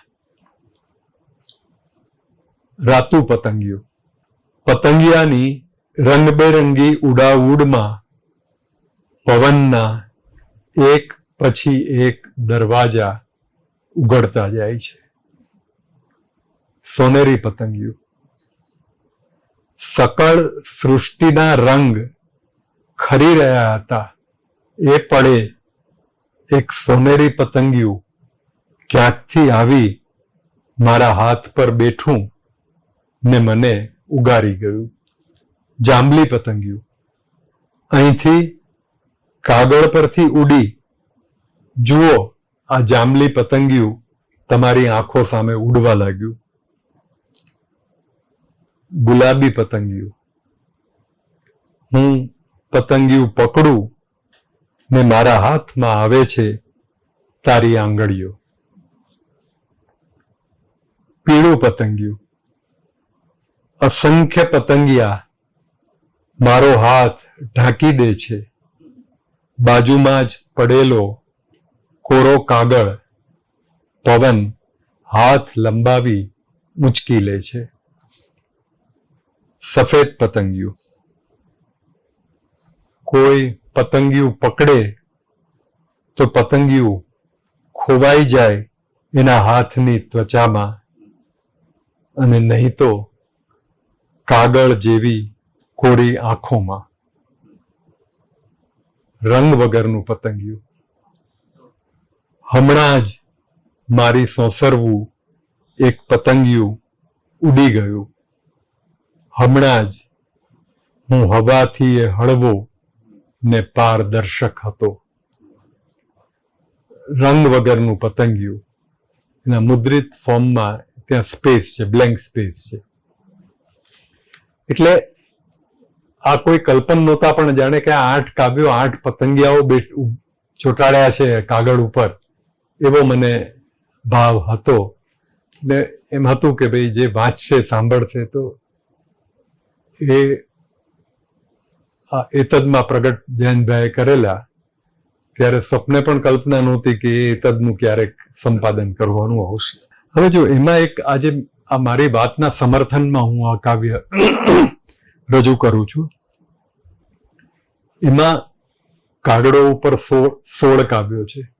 એનાથી એક મને બહુ એક સુંદર પ્રસંગ યાદ આવે છે કે 1980માં અમારો પછી મેં નોકરી 79માં છોડી દીધી અને અમારો દવાનો હોલસેલનો કૌટુંબિક વ્યવસાય થાણામાં શરૂ થયેલો, એટલે ઘાટકો પરથી લગભગ 15-17 કિલોમીટર દૂર. તો હું ત્યાં જતો અને દિલીપ ઝવેરી ડોક્ટર પ્રેક્ટિસ કરે ત્યાં, એટલે એમને મળવાનું થયું ને એમની સાથે પણ બહુ જ ચર્ચાઓ થતી, ખૂબ બધી એ વાંચે, ખૂબ વિચારે, ખૂબ ને સુંદર વાતો કરે. તો એક દિવસ મને કે ચાલ આપણે જઈએ. મેં કહ્યું ક્યાં? તો કે ઉમાશંકર જોશી મુંબઈમાં છે, આપણે એમને મળવા જઈએ. એટલે સ્કૂલમાં ભણ્યા હોય, ઝરણું રમતું રમતું આવે કે 6 ઋતુઓ અને આટલું મોટું નામ કે એમને મળવા જવાનું હોય તો ગમે જ. એટલે દિલીપ ઝવેરીને હું ગયા. ઉમાશંકરભાઈ આમ પલંગ પર બેઠા હતા, અમે બે સામે ખુરશીમાં બેઠા. દિલીપ ઝવેરી એ 2-3 કવિતાઓ વાંચી. પછી ઉમાશંકરભાઈ મને કે કમલભાઈ તમે વાંચો. ત્યારે આ કાગડો કાવ્યો તાજા લખાયેલા, એટલે મેં વાંચવાની શરૂઆત કરી. ત્યાં કંઈક બાજુના રૂમમાં ખલેલ આવતી હતી, તો એમણે આમ આંગળીથી ઇશારો કર્યો કે અવાજ ન કરો.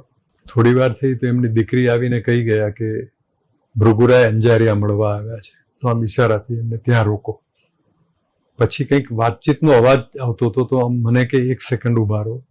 ઊભા થયા, એમણે બારણું બંધ કર્યું, આવીને બેસી ગયા અને ધ્યાનથી કવિતા સાંભળતા હતા. ખૂબ ધ્યાનથી સાંભળી એમણે. પછી મારું કવિતાઓ પૂરી થઈ એટલે એમણે આંખો ખોલી, આંખ બંધ કરીને સાંભળતા હતા. મને કે તમે ટેડ હ્યુજીસના ક્રો કાવ્યો વાંચ્યા છે? મેં ત્યારે નહોતા વાંચ્યા, પણ હું હજી એમને હા કે નાનો જવાબ આપું એ પહેલા ઉમાશંકરભાઈ મને કહે છે ના પણ તમારા ઘણા જુદા છે. પછી મેં પાછળથી જ્યારે ટેડ હ્યુજીસનો સંગ્રહ વાંચ્યો કે એમાં તો કાગડો છે અશ્વેતનું પ્રતીક છે અને એ રીતે કાવ્યો એક જુદા હેતુસર લખાયા છે.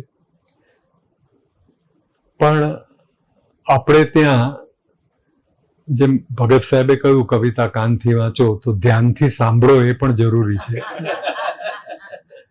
જે લગભગ બહુ જ ઓછા લોકો ધ્યાનથી સાંભળે છે. અને મારી સ્મૃતિમાં જે છે, એક તો આ ઉમાશંકરભાઈ ખૂબ ધ્યાનથી સાંભળી, સિતાંશુભાઈ ખૂબ ધ્યાનથી સાંભળે, દિલીપ ઝવેરી ખૂબ ધ્યાનથી સાંભળે. બાકી ઘણા આમ આપણે કહેતા હોય ત્યારે એને ત્યારે જ કંઈક આમ તેમ મોઢું કરવાનું ને સૂચતું હોય. એટલે એ આ બધા પાસેથી આ એક શીખવા જેવી વસ્તુ છે કે કવિતા તમે તોય માંડ આપણી ચેતનામાં ઉતરે તો તમે ત્યારે આમ આડું અવળું લક્ષ્ય કરતા હો તો એ કેવી રીતે ચાલે. તો આ જે ઉમાશંકરભાઈને સંભળાવેલું એ કાવ્ય, આમાં મારે જે મેં શરૂઆતમાં વાત કરી કે જે પેલો પદાર્થ છે એ હવે આમાં જે કાગડો છે તો એ કાગડો છે પક્ષી જ છે આખા કાવ્ય ગુચ્છમાં. એ સિંહ કે વાઘ નથી, પણ આ કાગડો જે છે અને હું જે કાગડો જોઉં છું અને એમાંથી જે આ ઊભો થાય છે, તો એ વાંચવાથી એ કવિતા થકી જ અનુભવ મળે છે એવું મારું નમ્ર માનવું છે. કાગડો હળવે હળવે ઢોળાઈ રહ્યો છે, ઉઘાડી ચાંચમાં અક્ષરોના સળવળાટ વળાંક તૂટી થંભી વિખરાઈ ગયા છે. ઉચ્ચારમાંથી ઉડી ગયો છે પવન, પાંખો પર ફફડતા આકાશ સમેટાઈ નિષ્કંપ થઈ પીછા સમેત ઓસરી ગયા છે. ફાટી ગયેલ ડોળામાંથી દડી ગઈ છે પૃથ્વી. કાગડો ઢોળાઈ ગયો છે કાગળમાં, સફેદ ઉજાસે છેક છેલ્લું કાળું બુંદ ભૂંસી લીધું છે. એટલે જે એક મરણની વાત જે છે તો એ કઈ રીતે આવી શકે એવું એક. ત્યાર પછી જે એટલે આ જે રીતે કવિતાઓ લખતો ને એને લીધે I was never a prolific writer, કે ઘણું બધું લખી શકું એ મારે માટે હતું જ નહીં. એટલે પહેલો સંગ્રહ 92માં, પછી 2012માં છેક અનેક એક આવ્યો. અનેક એકની એક નાનકડી ભૂમિકા એવી છે કે 1992માં મારા જીવનમાં એક બહુ જ મહત્વની ઘટના બની. જયંતભાઈને ઘરે રાજેન્દ્ર શાહ આવેલા. હવે આપણે બધા તો મલાય છે 90-92 થી રાહ જોતા હતા કે રાજેન્દ્રભાઈને ક્યારે જ્ઞાનપીઠ મળે. એટલે એટલી હદે જે કવિને આપણે ચાહ્યા હોય એમની સાથે રૂબરૂ બેસવાનું, એમને કવિતા સંભળાવવાની. પ્રદ્યુમ્ન તન્ના પણ હતા. જયંતભાઈના ઘરની નાનકડી રૂમમાં બધા બેઠા હતા. મારી સાથે અતુલ ડોડિયા હતા. તો થોડીક વાર કવિતા સંભળાવી પછી રાજેન્દ્રભાઈને જયંતભાઈએ કહ્યું કે હવે તમે વાંચો. તેમણે નાનકડી કંઈક 4-5 પંક્તિઓ વાંચી, પછી એ વાતે ચડી ગયા. તો એમણે એમની આધ્યાત્મિક યાત્રાની બધી વાતો ખૂબ કરી. હવે એમને આધ્યાત્મિકતામાં રસ છે એ બધું સાંભળેલું, પણ જ્યારે પરસ્પર અને એમના અવાજનો રણકો એટલે નર્યું સત્ય લાગે. અને કાલ સવારે જેને જ્ઞાનપીઠ મળી શકે એમ છે એવા મોટા કક્ષાનો કવિ શું કામ? તો એમણે એમની પત્ની સાથેના પૂર્વજન્મના સંબંધોને એવી બધી ઘણી બધી વાતો કરી. એટલે એ આપણે એમાં ન જઈએ, પણ એને લીધે મારા છે ને પહેલી વાર આમ પાયા હચમચ્યા. કારણ કે મારા પર તો આ બધું વેસ્ટર્ન સાહિત્ય એટલું બધું હતું, અને આ બધા જે મિત્રો એટલે બીજું કંઈ તો બોલાય જ નહીં. અને જે પેલા બાળપણના થોડા ઘણા સંસ્કારો હતા કે મારા મમ્મી હતા એ જૈન હતા અને પિતાને ત્યાં સ્વામિનારાયણનો ધર્મ હતો. તો મુંબઈ આવ્યા પછી જ્યારે હજી સ્કૂલમાં હતો, SSC પણ નહોતો થયો, તો મોસાળે જઈએ તો મારા નાના પરાણે કે ના પાઠશાળામાં જાઓ, એટલે પાઠશાળામાં વેકેશનમાં મોકલી દે એવું બધું. પણ પછી તો આ બધું કોલેજમાં ગયા પછી ને આ તરફ ગતિ થયા પછી બધું લગભગ નકારતો હતો, નકારવાનું હતું. તો મારો એક મિત્ર હતો, એ વારંવાર ગોંડલ જાય, અને ઘાટકોપરના બીજા 1-2 મિત્રો પણ ગોંડલ જાય. તો ત્યારે અમે જયંતભાઈને ઘરેથી નીકળ્યા, હું ને અતુલ લાઈક 2 ગુડ ફ્રેન્ડ્સ, અમે વાતો કરતા હતા કે અતુલ, આપણો જે આ નકાર છે ને એ નક્કર નથી. આપણે કશું જ એક્સપ્લોર કર્યું નથી ને આપણે એક સ્ટેન્ડ લઈ લીધો છે કે આ નકાર, આ ખોટું બધું. તો આપણે આ એક્સપ્લોર કરવું જોઈએ એમ. પછી ભલે ને ન કરીએ, પણ આ થોડોક મને તે દિવસે આમ ખબર નહીં કે એકદમ આમ રસ જાગ્યો કે નહીં, આમાં કંઈક આપણે કરવું જોઈએ. તો અમારા ઘાટકોપરના એક મિત્ર અનંતભાઈ બુસા, એ 2 વર્ષ પહેલા જ ઘાટકોપરમાં એના કોચિંગ ક્લાસ બધું વાઇન્ડ અપ કરીને ગોંડલ શિફ્ટ થઈ ગયેલા. જયંતભાઈને ત્યાં અમે મળીએ છીએ. પછી 1.5-2 મહિને અમારા એક કોમન મિત્રની દીકરીના લગ્ન હતા, એ નિમિત્તે આવેલા. તો ઘાટકોપરમાં એ અગાઉ હતા આટલા વર્ષોને પેલો મારો મિત્ર, જેને અમે અઠવાડિયામાં 4 વાર મળીએ, પણ મેં ક્યારેય પૂછવાની તમા નહોતી રાખી કે ભાઈ તું ત્યાં જાય છે, કોની પાસે જાય, શું છે ત્યાં. એટલી આપણને બધા પેલી રાઈ ચડેલી હતી. તો મેં એમને પૂછ્યું કે ભાઈ મને આ જરા આ બધું જાણવામાં ને રસ છે. તો મને કે તમે એમ કામ કરો, તમે હવે જ્યારે રાજકોટ આવો તો ગોંડલ આવો, અને અમે એમને ભાઈ કહીએ છીએ જેમનું નાથાલાલ જોશી નામ છે, એમને તમે મળો અને તમને જે પૂછવું છે એ પૂછો. એટલે યોગાનું યોગ પછી તરત 2 મહિનામાં મારે રાજકોટ જવાનું થયું. મારું મેં જેમ કહ્યું એમ બધા કાકા ને બધા ત્યાં રાજકોટમાં જ. એટલે લગભગ 12 વર્ષે અમે જતા હતા, કારણ કે વેકેશનમાં એ લોકો જ બધા આવે મુંબઈ જોવા માટે. તો અમે ઘણા વર્ષે ગયા.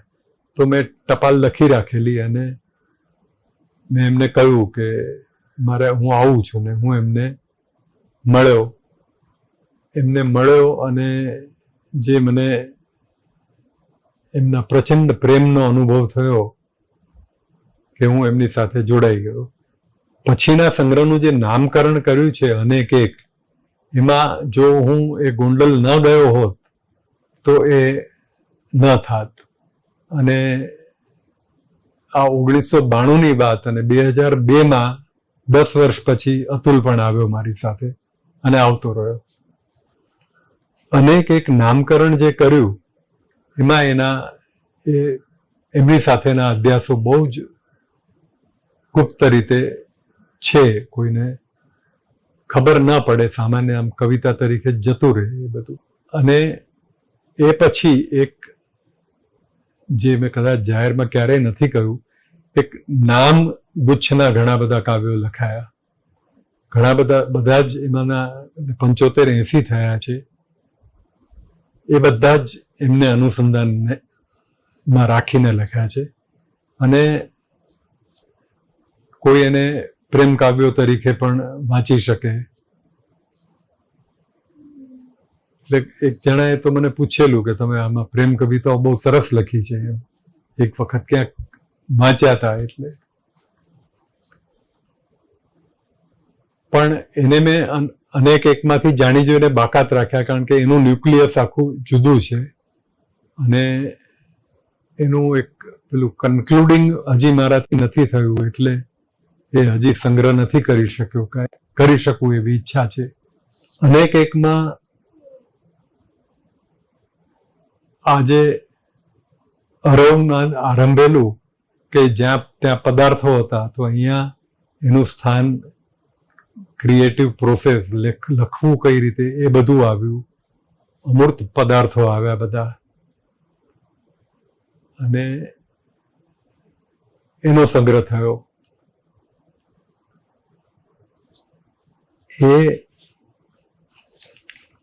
એને સાહિત્ય અકાદમીનું ઇનામ મળ્યું. પણ મેં જેમ કહ્યું તેમ કે એનાથી હું આવા બધાથી કંઈ એટલે પોખાય ત્યારે હું જરાય ચલિત નથી થતો કે ભાઈ કંઈ આપણે મોટો મીર માર્યો છે એવું મને નથી લાગતું. અને જે અમે પેલું ઉમાશંકર જોશી એવોર્ડ લેવા ગયેલા ને, અરે એ હું કાનજીને ગદ્ય માટે મળેલું, ત્યારે અમારી સાથે આણંદથી જોસેફ મેકવાન અને જયંત પાઠક આવેલા. એ બંનેના હસ્તે આપવાના હતા. તો ત્યારે મને યાદ છે કે જયંતભાઈ એ ગાડીમાં એમ કહ્યું કે આજે પણ, એટલે ત્યારે તો એમના ઘણા કેટલા બધા પુસ્તકો ને એમનું તો નામ કેટલું મોટું, કે આજે પણ હું કવિતા લખું છું તો કે મારે મથવું પડે છે, અથવા હર્ષદનો શબ્દ લઉં તો મથામણ કરવી પડે છે. ને એમ કે ક્યારેય લાગતું નથી કે કવિતા આવડી ગઈ છે. જે મને પણ એક લખનાર તરીકે સતત એમ લાગે કે આવડી ગયું છે, એ આવે તો અંત આવી જાય. એ નથી જ આવડતું ત્યાં સુધી જ લખી શકાશે ને લખવું જોઈએ. તો એ રીતે એને એ પારિતોષિક મળ્યું એટલે દિલ્હી ગયા અને લીધું ને બધું બરાબર છે. પણ એની જગ્યાએ છે, એને લીધે ક્યારેય કવિતા લેખન પર કે કોઈ વ્યક્તિના સંબંધમાં કે ક્યારેય કશો જ ફેર નથી પડ્યો. તો એ અનેક એકની એક કવિતા વાંચું. હા, એ જ વાંચું છું.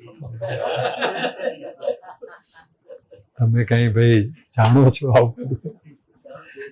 જાણ ભેગું છે. બજારમાં બોરા લઈ બેઠો છું બજારમાં, બોરા લઈ બેઠો છું બજારમાં, ગામ નાનું માણસ જાજુ, તે બોરીઓ ભરી ભરીને ઠલવાયા છે બોર ખચોખચ સુંડલાઓમાં, બોલે છે તે બોર વેચે છે, બૂમો પાડે તે વધુ બોર વેચે છે, ગાય વજાડી ગાજે તે ટપોટપ બોર વેચે છે, કોઈ પેટી બાજુ વગાડી દોડાદોડ કરે, કોઈ જોડકણાનો શોર મચાવે, કોઈ ટૂચકાઓ વેરે છે, કોઈ તો વળી તાળીઓ પાડી ઠુમકા દેતો નાચી લે છે. રંગબેરંગી ચળકતા પડીકામાં વીંટાળેલા બોર વચ્ચે ઠળિયા ને પાકા હેઠળ ચળકતા અધકાચા સડી ગયેલા, ક્યાંક ક્યાંક તો શરમ મૂકી, એક મિનિટ, બોરા લઈ બેઠો છું બજારમાં, ગામ નાનું માણસ જાજુ, તે બોરીઓ ભરી ભરીને ઠલવાયા છે બોર, ખચોખચ સુંડલાઓમાં, બોલે છે તે બોર વેચે છે, બૂમો પાડે તે વધુ બોર વેચે છે, ગાય વજાડી ગાજે તે ટપોટપ બોર વેચે છે, કોઈ પેટી બાજુ વગાડી દોડાદોડ કરે, કોઈ જોડકણાનો શોર મચવે, કોઈ ટૂચકાઓ વેરે છે, કોઈ તો વળી તાળીઓ પાડી ઠુમકા દેતો નાચી લે છે. રંગબેરંગી ચળકતા પડીકામાં વીંટાળેલા બોર વચ્ચે ઠળિયા ને પાકા હેઠળ અધકાચા સડી ગયેલા, ક્યાંક ક્યાંક તો શરમ મૂકી ભેળા ભેળા કાકરા પણ વેચાય છે. ભોળિયું લોક હોશે હોશે મુઠ્ઠે મુઠ્ઠા બોર ખરીદી હરખાતું જાય છે. તોલ તાજગીમાં ગોલમાલથી બજાર ઉભરાય છે ને સૌને બોર વેચવા છે. હું મારા બોર લઈ આવ્યો છું ને ચાખી ચાખી એક એક બોર અલગ કરતો જતો, બેઠો છું બજારમાં ચૂપચાપ. પેલું નામનો ઉલ્લેખ કર્યો ને તો એ મને અંગત રસ છે કે એક કવિતા એની પણ સંભળાવું. નામદાર સુણો તો અરજ છે આટલી, નામદાર સુણો તો અરજ છે આટલી, અમથી જરા જેટલી. નામદાર સુણો નહીં તો કંઈ નહીં, આંખ પલકારો નહીં તો કંઈ નહીં. જાણો જાણો તો ખરા નામદાર, રાઈના દાણાથી ઝીણું, પવનની લેરખીથી પાતળું, ઝાકળના ટીપાથી ભીનું, ગંધની છોડથી હળવું, તડકાની કોરથી તીણું, અંધારાની વળથી કાઠું, શ્વાસના તળથી ઊંડું. આ મારું નામ, આ મારું નામ નામદાર. કરો કરો મારી અરજીની હવે તો સુનાવણી કરો નામદાર. મારું આ નામ મારું, નામ શેષ કરો, કરો કરો ને નામદાર, નામદાર.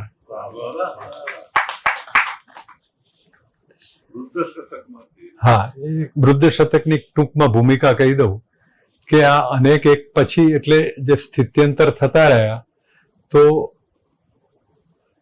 અનેક એકમાં વૃદ્ધો વિશે 2 કવિતા હતી. હવે અતુલ નવશીલ સાથે બહુ જ ગાઢ મૈત્રી થઈને એમાંથી તો મને ખૂબ મળ્યું. તો અતુલ એના કોઈ પ્રદર્શન નિમિત્તે બર્લિન ગયેલો, તો બર્લિનમાં થી એણે મને મેસેજ મોકલ્યો કે અહીંયા જે જમવા ગયો હશે ત્યાં એમ કે કોઈ જેપનીઝ હોય કે કોરિયન હોય, એને ભાષા સમજાતી નહોતી, કે બધા આમ લેબલ લગાડીને આવ્યા છે, બધા ઘરડા લોકો છે, એક ટેબલ પર આમ ગોળ ફરીને બેઠા છે અને એમાંથી એક ઊભો થઈને કંઈક વાંચે છે, કવિતા વાંચતો હોય એવું મને લાગે છે. તો આ વૃદ્ધોને જોઈને મને એમ થયું કે કમલભાઈ તમે એનો 1000 કવિતાઓ લખો અને આપણે એનો ગ્રંથ દળદાર કરશું. હવે અતુલ બહુ લાર્જ સ્કેલ ઉપર વિચારે એટલે પેલા તો હું ધ્રુજી ગયો કે 1000 તો મારા એક જીવનમાં શું 5 જીવનમાં 1000 કવિતાઓ ન થાય. પછી મેં કહું પેલા 0 એક ઉડાડી દીધો, 100 આંકડો રહ્યો એટલે મેં કીધું મારા શ્વાસ થોડા હેઠા બેઠા કે ચલો આ પ્રયત્ન કરી જોઈએ. અને પછી જે 2-3 વર્ષમાં કવિતાઓ લખાઈ એમાં જે અગાઉ બંને સંગ્રહોમાં જે એકદમ બધું એક મારું કામ જેમ કોઈ વૈજ્ઞાનિક એના પ્રયોગ સાથે કરતો હોય કે કોઈ ગણિત સાથે કરતો હોય એ પ્રકારની કવિતાઓ હતી. પછી આમાં જે આવે તેને મેં આવવા દીધું, એટલે બાળ વાર્તાઓ, બાળ કાવ્યો અને જોયેલા વૃદ્ધજનો, સાંભળેલા વૃદ્ધજનો બધા જ ખૂબ બધા એમાં આવ્યા. તો આવવા દીધા અને મોકળાશથી લખ્યું. જમ ઘર ભાળતો નહીં, જમ ઘર ભાળતો નહીં એટલે ડોસી મરતી નહીં, અને ડોસી મરતી નહીં એટલે જીવતી. ખાટલામાં ટૂંટિયું વાળીને પડી રહેતી, ચાદરની બહાર પગ પણ ન ફેલાવતી, જરઠ કાયા ચીથરે વીંટાળેલી રાખતી, ક્યારેક મોં સહેજ બહાર કાઢી આજુબાજુનું જોવાનો પ્રયત્ન કરતી, પણ જાજુ વર્તી ન શકતી. ઊંકારો કર્યા વિના ડોકી અંદર ફેરવી લઈ સાવ ખાલીખમ ખાટલો હોય એમ પડી રહેતી. પડ્યા પડ્યા ક્યારે જાગતી અને ક્યારે ઊંઘતી એની એને ખબર ન રહેતી. એક તરફ આખું ભૂલાઈ ગયેલું અને આ તરફ ઘર આખું ડોસીને વિસરી ગયેલું. ખાંસી ખાતી ત્યારે જીવતી હોય એમ લાગતું, પણ જમ ઘર ન ભાડી જાય એટલે ડોસી મરતી નહીં. અને એક વૃદ્ધ શતકનું એક રસિક પાસું એ છે કે સફળ સંગ્રહ થયો આ બધામાં. ઇમેજે એનો કાર્યક્રમ કરેલો અને ત્યારે પણ ઘણી નકલો વેચાઈ, પણ એનો મરાઠી અનુવાદ વર્જેશ સોલંકીએ કર્યો અને મરાઠીમાં એની નકલો ગુજરાતી કરતા ઘણી વધારે વેચાઈ અને એટલો એ પહોંચ્યો એમ. એટલે આપણે ગુજરાતીઓ કવિતાઓ વાંચવામાં અને સંગ્રહ લેવામાં કેટલા પાછા પડીએ છીએ એ જરા. હવે આ થયું ને, જે મેં 1992 નો કહ્યો, એવો એક બીજો ટર્નિંગ પોઈન્ટ આવ્યો 2008માં. જયંત પારેખની તબિયત બહુ જ નાદુરસ્ત રહેતી, એટલે અમે એમને જઈએ મળવા, અને તો એમણે ઈચ્છા પ્રદર્શિત કરી કે એતદ જે સુરેશભાઈએ ચાલુ કર્યું, શિરીષભાઈએ સંભાળ્યું, ઘણું સંપાદન કર્યું, પછી પાછું મુંબઈ આવ્યું, રસિકભાઈ અને જયંત પારેખે સંભાળ્યું. રસિકભાઈની પણ ઉંમર થઈ હતી, એટલે કે અમારાથી હવે આ ચલાવી શકાય એમ નથી, તમે આનો ભાર ઉપાડી લો અને આપણે નીતિનભાઈને કહીએ, નીતિન મહેતાને, કે એનો સંપાદન સંભાળે. એટલે જયંતભાઈને ઘરે, એટલે એમણે કહ્યું કે તમે નવશીલ અને અતુલ પણ આવો અને આપણે કંઈક નિર્ણય કરીએ. એટલે અતુલ, નવશીલ, હું અને નીતિનભાઈ અમે જયંતભાઈના ઘરે મળવા ગયા. જયંતભાઈ આખી વાત રજૂ કરી કે ભાઈ 2007ના અંતમાં અમે મળ્યા કે 2008 થી તમે સંપાદન લઈ લો. નીતિનભાઈની એક શરત હતી કે સંપાદન એકલા જ કરશે, કોઈની સાથે રહીને નહીં કરે, કારણ કે ઘણી બધી વખત એ બધા પ્રશ્નો ઊભા થતા હોય છે. મેં અતુલ અને નવશીલે એમ કહ્યું કે વ્યવસ્થામાં અમે 3 જ જોડાઈશું, અમે ચોથાની દખલ નહીં લઈએ. આ બંને શરતો જો તમને મંજૂર હોય તો અમે એતદને સંભાળવા તૈયાર છીએ. જયંતભાઈ માની ગયા. 2008ના માર્ચમાં નીતિનભાઈના સંપાદન હેઠળ પહેલો અંક બહાર પડ્યો. એમાં મુખ્યત્વે અતુલ, નવશીલ એનું ડિઝાઇનિંગ કરવામાં, લેઆઉટ માટે એ બધું સંભાળતા, અને બાકી બીજી બધી વ્યવસ્થા હું સંભાળતો, અને એ રીતે અંકો સરસ નીકળતા. નીતિનભાઈ ખૂબ મહેનત કરતા, ન્યાય પ્રમાણ કરીને લાંબા સંપાદકીય લખતા, જેનું એમના અવસાન પછી અમે પુસ્તક પણ કર્યું. 2010ની 1 જૂને નીતિનભાઈનું અચાનક અવસાન થયું. એટલે જે અમે ધાર્યું નહોતું કે ભાઈ આપણે ખાલી 2.5 વર્ષ માટે તો આ નહોતું લીધું. એટલે જયંતભાઈને કહ્યું કે જયંતભાઈ આપણે કોઈ બીજા સંપાદક શોધીએ. તો 1-2 મિત્રોને વાત કરી, પણ કોઈ તૈયાર નહોતું. બીજી તરફ જયંતભાઈની તબિયત બહુ જ કથળતી જતી હતી. તો એક દિવસ મને અને નવશીલને, અતુલને કે કે તમે જ આનું સંપાદન સંભાળો. તો અમે તો ક્યારેય સંપાદન કર્યું જ નથી કોઈ વાતનું, કે ના તમે કરશો. અને એટલે નીતિનભાઈ ગયા પછી એક અંક એ તૈયાર કરી ગયેલા, વચ્ચે એમનો અમે વિશેષાંક કર્યો અને પછી એમનો અંક પ્રગટ કર્યો, અને ત્યારથી 2010 થી 2026 સુધી હું અને નૌશીલ મહેતા વચ્ચે 4 વર્ષ કિરીટભાઈ અમારી સાથે સંપાદનમાં જોડાયેલા. એટલે એ એતદની પણ એક અમે ત્યારે એવું વિચારેલું કે ભાઈ 5 વર્ષ ચલાવી અને કોઈને સોંપી દઈએ, પણ 16 વર્ષ સુધી ચાલ્યું છે અને નથી મળતું એવું કોઈ કે જેને જે એતદની ગરિમા જાળવી રાખે. સુરેશભાઈનું સ્થાપેલું સામયિક છે અને એમાં અમે એક સંકલ્પ એ કરેલો કે આપણું ક્યારેય ન છાપવું એમાં, કારણ કે અમને સંપાદનનો અનુભવ નહોતો, તો કોઈને એમ ન થવું જોઈએ કે આ જયંતભાઈ પાસેથી આ લોકોએ લીધું, કઈ રીતે લીધું, શું કામ લીધું, એ બધું તો બધાને ન ખબર પડે અને જુઓ પોતાનું જ છાપવા માંડે. એટલે ક્યારેક છેલ્લી ઘડીએ કંઈક અટકતું હોય તો અનુવાદ પેલા પાનાનો 8નો ફરમો પૂરો કરવાનો હોય, સમય હોય, પ્રેસને પહોંચાડવાનું હોય, ત્યારે ક્યારેક જવલ્લે જ અનુવાદો આપ્યા. અને એતદમાં અમને મજા એ આવે છે કે એનું લેઆઉટ કરવાની, એનું પ્રૂફ રીડિંગ કરવાનું, એટલે થકવી નાખનારું કામ છે. પણ જેમણે ધ્યાનથી જોયું હશે કે એતદના મુખપૃષ્ઠ છે એ સંપાદકીયની ગરજ સારે એવા છે એ રીતે, અને એમાં અતુલ હોય અને નવશીલ હોય એટલે કંઈક એવા પણ હોય, એટલે ઉત્તમ રીતે એ કરે અને એ અંદરની કૃતિ સાથે અથવા આ પ્રવર્તમાન સમય સાથે, પરિસ્થિતિ સાથે કોઈક રીતે જોડાઈને એક સ્ટેટમેન્ટ કરે એ મુખપૃષ્ઠ, એ રીતે અમે કરીએ છીએ. એટલે એ રીતે એ તો ચાલે છે. એની સાથે ક્ષિતિજના પુસ્તક પ્રકાશનોની અમે એક પ્રવૃત્તિ શરૂ કરી. કરમશીભાઈના ઘણા બધા સુંદર અનુવાદો હતા, એમણે એટલું બધું કરેલું કે એમ થાય કે આનું પુસ્તક થવું જોઈએ. તો એઝ યુઝ્યુઅલ કોઈ કરવા તૈયાર નહીં, તો ચલો આપણે ક્ષિતિજમાં જ કરીએ.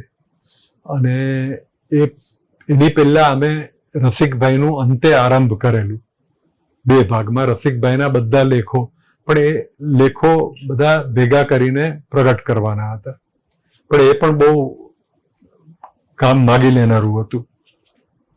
પછી અમે બહુવચન નામનું કરમશીભાઈનું પુસ્તક છે, અને જેમણે જોયું હશે, ઇટ્સ એન આઉટસ્ટેન્ડિંગ પ્રોડક્શન. જે રીતે એમાં આખું, એટલે જે અતુલની જે સૂઝ છે એના આયોજનમાં, એ લેખન સાથે આ બધું પણ ખૂબ જરૂરી હોય છે. એ અમે કરેલા ઘણા બધા પછીના જે પુસ્તકો થયા, મારા થયા, ભરતભાઈના થયા, નૌશીલના થયા, શેખ સાહેબના 4 થયા, ભૂપેનભાઈનું થયું, મગનભાઈનું ગુંદરને, એ બધામાં અમને એ બહુ જ મજા આવે છે કે એનું આખું જે લેઆઉટ કરવું ને, એટલે એ પ્રવૃત્તિ ચાલ્યા કરે છે. વૃદ્ધ શતક પછી 2 કાવ્ય સંગ્રહ 2023માં થયા.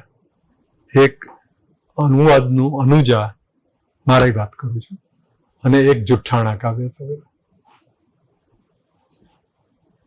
અનુવાદનું એવી રીતે શરૂ કર્યું, મેં જે કહી ને પેલી 6 રૂપિયાની ચોપડીઓ લીધેલી, તો એ ફરીથી વાંચું તો એમાં ક્યાંક દેખાય મને કે 1972માં 74માં મેં કંઈક ટીક કરી હોય એના પાના પર. હવે આજે તો અડું તો પાના એકદમ જર્જરિત થઈ ગયા છે. ક્યાંક પેલો અંગ્રેજી શબ્દ ન સમજાયો હોય, ત્યારે તો પેલું ફોનમાં મળે એવી સગવડ નહોતી, એટલે ડિક્શનરીમાં જોઈ એ શબ્દનો ગુજરાતી અર્થ બાજુમાં લખ્યો હોય, વાંચતા વાંચતા ન ઉકેલાયો હોય. એટલે કોવિડ દરમિયાન એ કરવાની શરૂઆત કરી તો બહુ મજા આવવા પડી, અને એનો સંગ્રહ કર્યો અનુજા. તો એ પછી અનુજાનો બીજો ખંડ લગભગ તૈયાર છે, આ વર્ષમાં એ પૂરો થશે. જુઠ્ઠાણા કાવ્ય સંગ્રહ વિશે મને થોડુંક કહેવું એ ગમે કે આ કોઈ એક વ્યક્તિના કે એક સમયના જુઠ્ઠાણા નથી. આ સર્વવ્યાપક, સર્વત્ર ફેલાયેલા જુઠ્ઠાણા છે. અને એના લેઆઉટમાં જે અતુલ અને નૌશીલની કાબેલિયત છે કે આપણે આ એવા સમયમાં જીવીએ છીએ કે સચ્ચાઈની વાત કરવી હોય તો જુઠ્ઠાણાને આગળ કરવા પડે. એટલે એક વેદના છે આમાં સતત કે પ્રસ્થાપના તો સાચની જ કરવાની છે, પણ એ જુઠ્ઠાણા દ્વારા કરવાની છે. એટલે અંદરની જે બધી ડિઝાઇન છે, એટલે એ તો પુસ્તક ખોલીને હું તમને બતાવું કે આ એના કવરનું જે આ બે, એટલે બ્લેક એન્ડ વ્હાઇટ નહીં પણ બ્લેક એન્ડ ગ્રે, અને એ રીતે આ બધું. ને અંદર બધા જે પેલી વર્ટિકલ લાઇન્સ છે એની સાઇઝ, એટલે સત્ય ઓછું થાય, સત્ય લાંબુ થાય, ટૂંકું થાય, એ રીતે બધું ચાલ્યું છે. અંગત રીતે મને જુઠ્ઠાણા કાવ્ય સંગ્રહ એ રીતે ગમે છે કે એમાં જે અરબથી કવિતા શરૂ કરી હતી એનાથી ઘણું સ્થિત્યંતર થયું છે અને ઘણો દૂર ગયો છું. પણ એક પકડી રાખેલું કે આ 4 કાવ્ય સંગ્રહ મળીને પણ, એટલે અરબ અનેક એકની એક મજાની વાત કરું કે ઘણા બધા આમ સમારંભમાં બોલે ને તો એ અનેક એકનો ઉચ્ચાર જ ખોટો કરે. અનેક કરે ને એક અનેક કરે ને કંઈક જુદું જુદું બોલ્યા કરે. પણ અનેક અને એક આમાં સાથે છે, એકી સાથે છે, એકી વેળાએ છે, એનો થીમ છે જે એક કાવ્યમાં લખ્યું છે. એટલે અનેક એક વૃદ્ધ શતકમાં ભલે ઘણા બધા, પણ અંગત કોઈ નથી એમાં. ભલે એમાં મારા દાદીનું પાત્ર એ પાત્ર તરીકે, કવિતાના પાત્ર તરીકે હોય. અને આ જુઠ્ઠાણા તો 4 સંગ્રહમાં કદાચ 4 કવિતા પણ નહીં હોય કે જે હું તરીકે લખાઈ છે. એટલે એ મારો આગ્રહ હતો કે ના, આમ આપણું અંગત ન આવવું જોઈએ. કારણ કે અંગત વાત જો પૂરેપૂરી કવિતા ન થાય ત્યાં સુધી એ કરવું યોગ્ય નથી. અને જે પેલી એક હતું કે ભાઈ અનુભૂતિને અભિવ્યક્ત તો કરવી જ નથી, એટલે એ રીતે પણ બધું આ ગળાઈ ગયું. તો એક કાવ્ય જુઠ્ઠાણામાંથી વાંચું છું કે એક હળહળતું સાચ મનુષ્ય માત્રને જીવવા માટે હવા, પાણી, ખોરાક અને જુઠ્ઠાણા જરૂરી છે. એ સંગ્રહ દરમિયાન ગાંધીજીની 150મી જયંતિ, જુઠ્ઠાણા કાવ્ય સંગ્રહ આપણે ગાંધીજીને લાવવાના છે. હવે તો ગાંધીજીને કાઢવાની વાતો છે. તો એમાંથી 2 નાના પીસ વાંચું છું. બાપુ, તમારી આંગળી જાલી છે તો સત્ય શું છે તે જાણું છું, પણ આચરી શકતો નથી. અસત્યને તિરસ્કારું છું, પણ તજી શકતો નથી. તમે સત્ય ના કર્યા, હું ધિક્કારના પ્રયોગોમાં ગરક છું. એટલે અંગ્રેજો એમનો ઉચ્ચાર ગેંડી કે ગેંડી એવો કરતા. તો એક કાવ્ય છે, mister ગેંડી, we are kind of done with you. You may leave us now. Now we exist in a digital world where nothing is real, nothing unreal either. ન તો સત્યનો જય, ન અસત્યનો પરાજય. In fact, no truth and no lies, only a spectacle of violence with live visuals. Non-violence is all junk, Mr. Gandhi. No cleanliness, no godliness, everything colorful and instant. Instant direct transfer for 1 billion countrymen. Hence, no need of currency at all. Sorry, no place for you, Mr. Gandhi. હવે not જ નથી જોઈતી તો પછી not પર ગાંધીજીની છબીને શું કરશું? Instant direct transfer for 1 billion countrymen.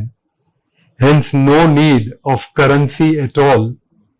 Sorry, No place for you, Mr. Gandhi. Surely we are thankful to you. But time to quit India, dear father.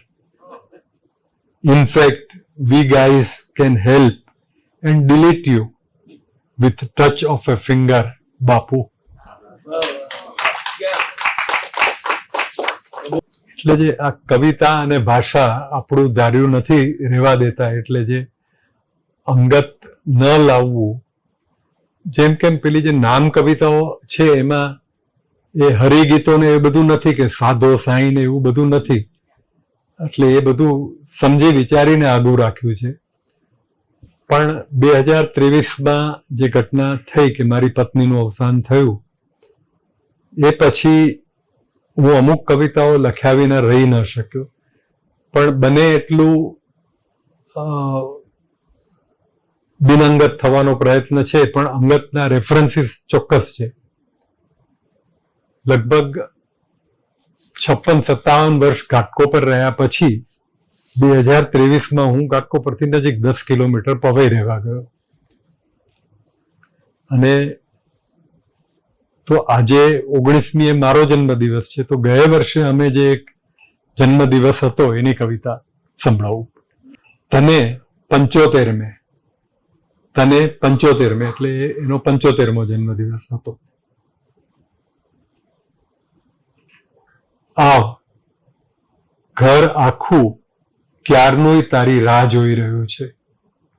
આવ, બેસ, એક લાંબી દડમજલ કરીને તું આવે છે તો પગ વાળીને નિરાતે બેસ. અમારી પાસે, અમારી સાથે, અમારી વચ્ચે. તારા શરીરને બાંધેલી તારા કણીઓ ખંખેરી નાખ. તારા શરીરને બાંધેલી તારા કણીઓ ખંખેરી નાખ. આ ઘરમાં થોડું અજવાળું વેરાઈ જવા દે. વચ્ચે આવજા કર્યા કરતા વાદળ વિખેરી નાખ. આપણે એકમેકને ચોખ્ખા જોઈ શકીશું. તારી આંખો ઘરની ભીતોને ચકડ વકડ જોયા કરે છે, તો જત જણાવી દઉં તને, આ ઘર નવું છે, તે નથી જોયું. હજુ પહેલે જ નોરતે અહીં રહેવા આવ્યા છીએ. જોકે ઉગમણી ભીતેથી તે બધું જ અપલક નિહાળ્યું છે. એ આપણાથી ક્યાં અજાણ્યું છે. બંને છોકરા તારો હાથ ઝાલીને તને ઘરનો ખૂણે ખૂણો બતાવવા કેવા તો થનગને છે. એક આંટો મારી આવ એમની સાથે. રસોડામાં આજ ખાસ રંધાઈ રહેલી પૂરણપોળીની ગંધથી ચોકી ન જતી. હવે ડાયાબિટીસનો ક્યાં તને ભો, પણ જવા દે. તું કહે તે અગાઉ જ હું તને કહી દઉં, બંને બાળકોએ આ 3 વર્ષમાં સારું કાઠું કાઢ્યું છે. અને ભણતા ભણતા આજકાલમાં તો જુવાન થઈ જવાના. હવે મારો જમણો ઢીંચણ કળવા લાગ્યો છે. તે તારાથી છાનું નથી જ રહેવાનું, તો કશું છુપાવતો પણ નથી. બારી બહાર દેખાતી આ ટેકરી હવે મારી ભેરું છે નવરાશની ગપસપ માટે. એની ટોચેથી તારા લગીનું અંતર પ્રકાશ વર્ષો કરતા સહેજ ઓછું થઈ જાય છે. એની ટોચેથી તારા લગીનું અંતર પ્રકાશ વર્ષો કરતા સહેજ ઓછું થઈ જાય છે.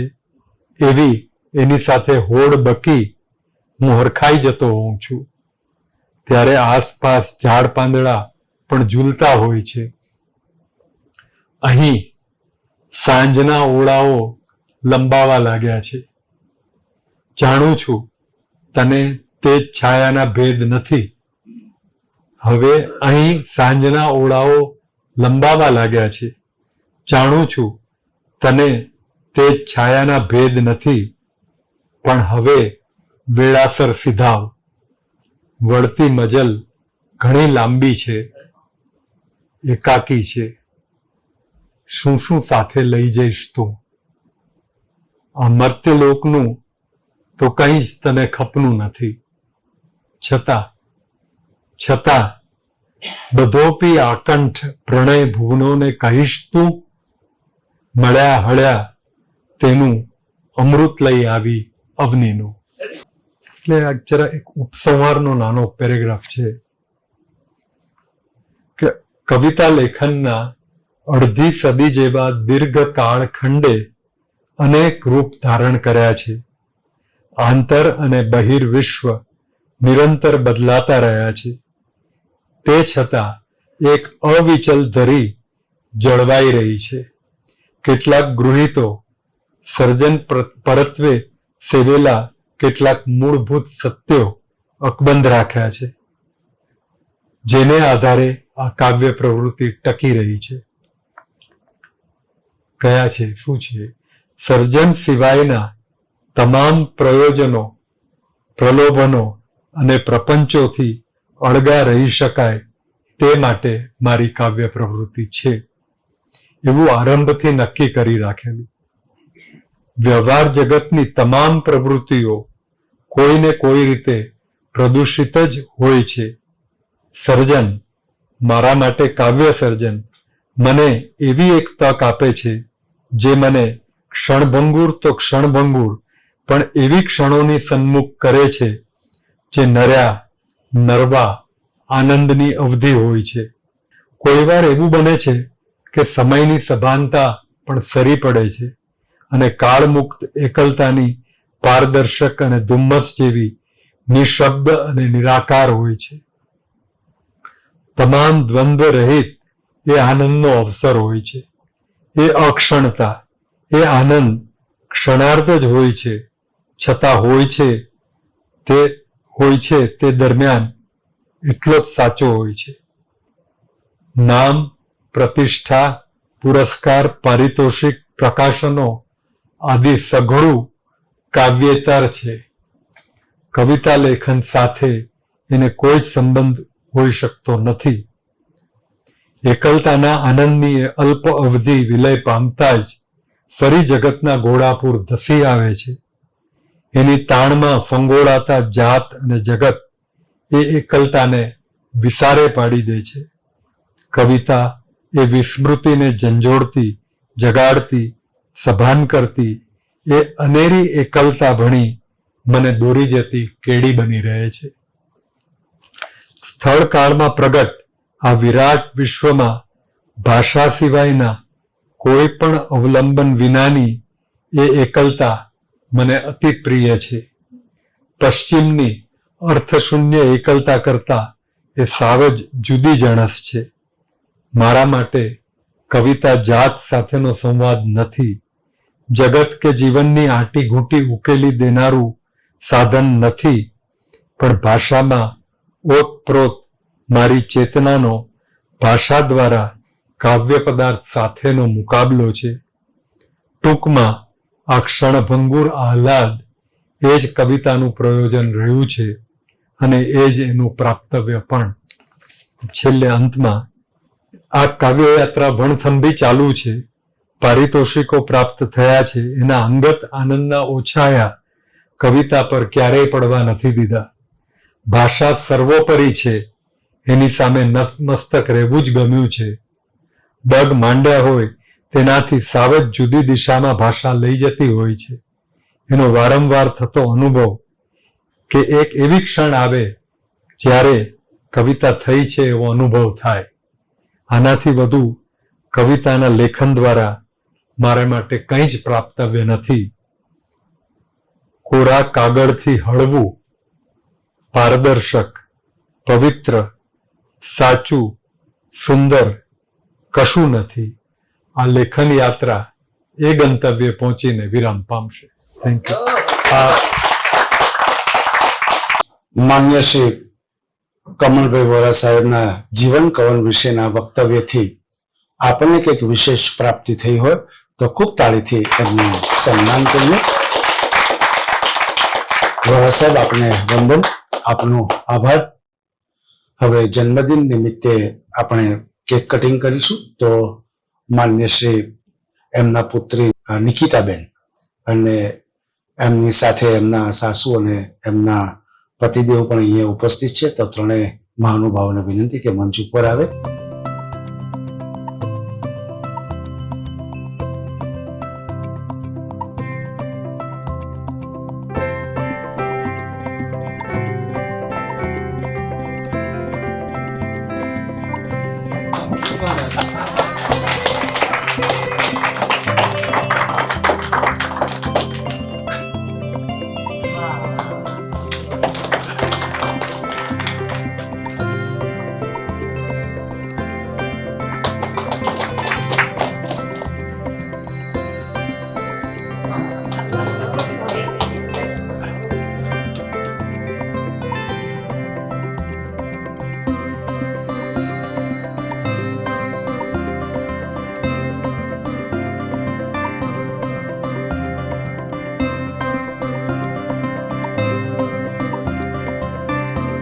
આપ સૌ સમય ખર્ચીને આવ્યા એ માટે આપનો આભાર.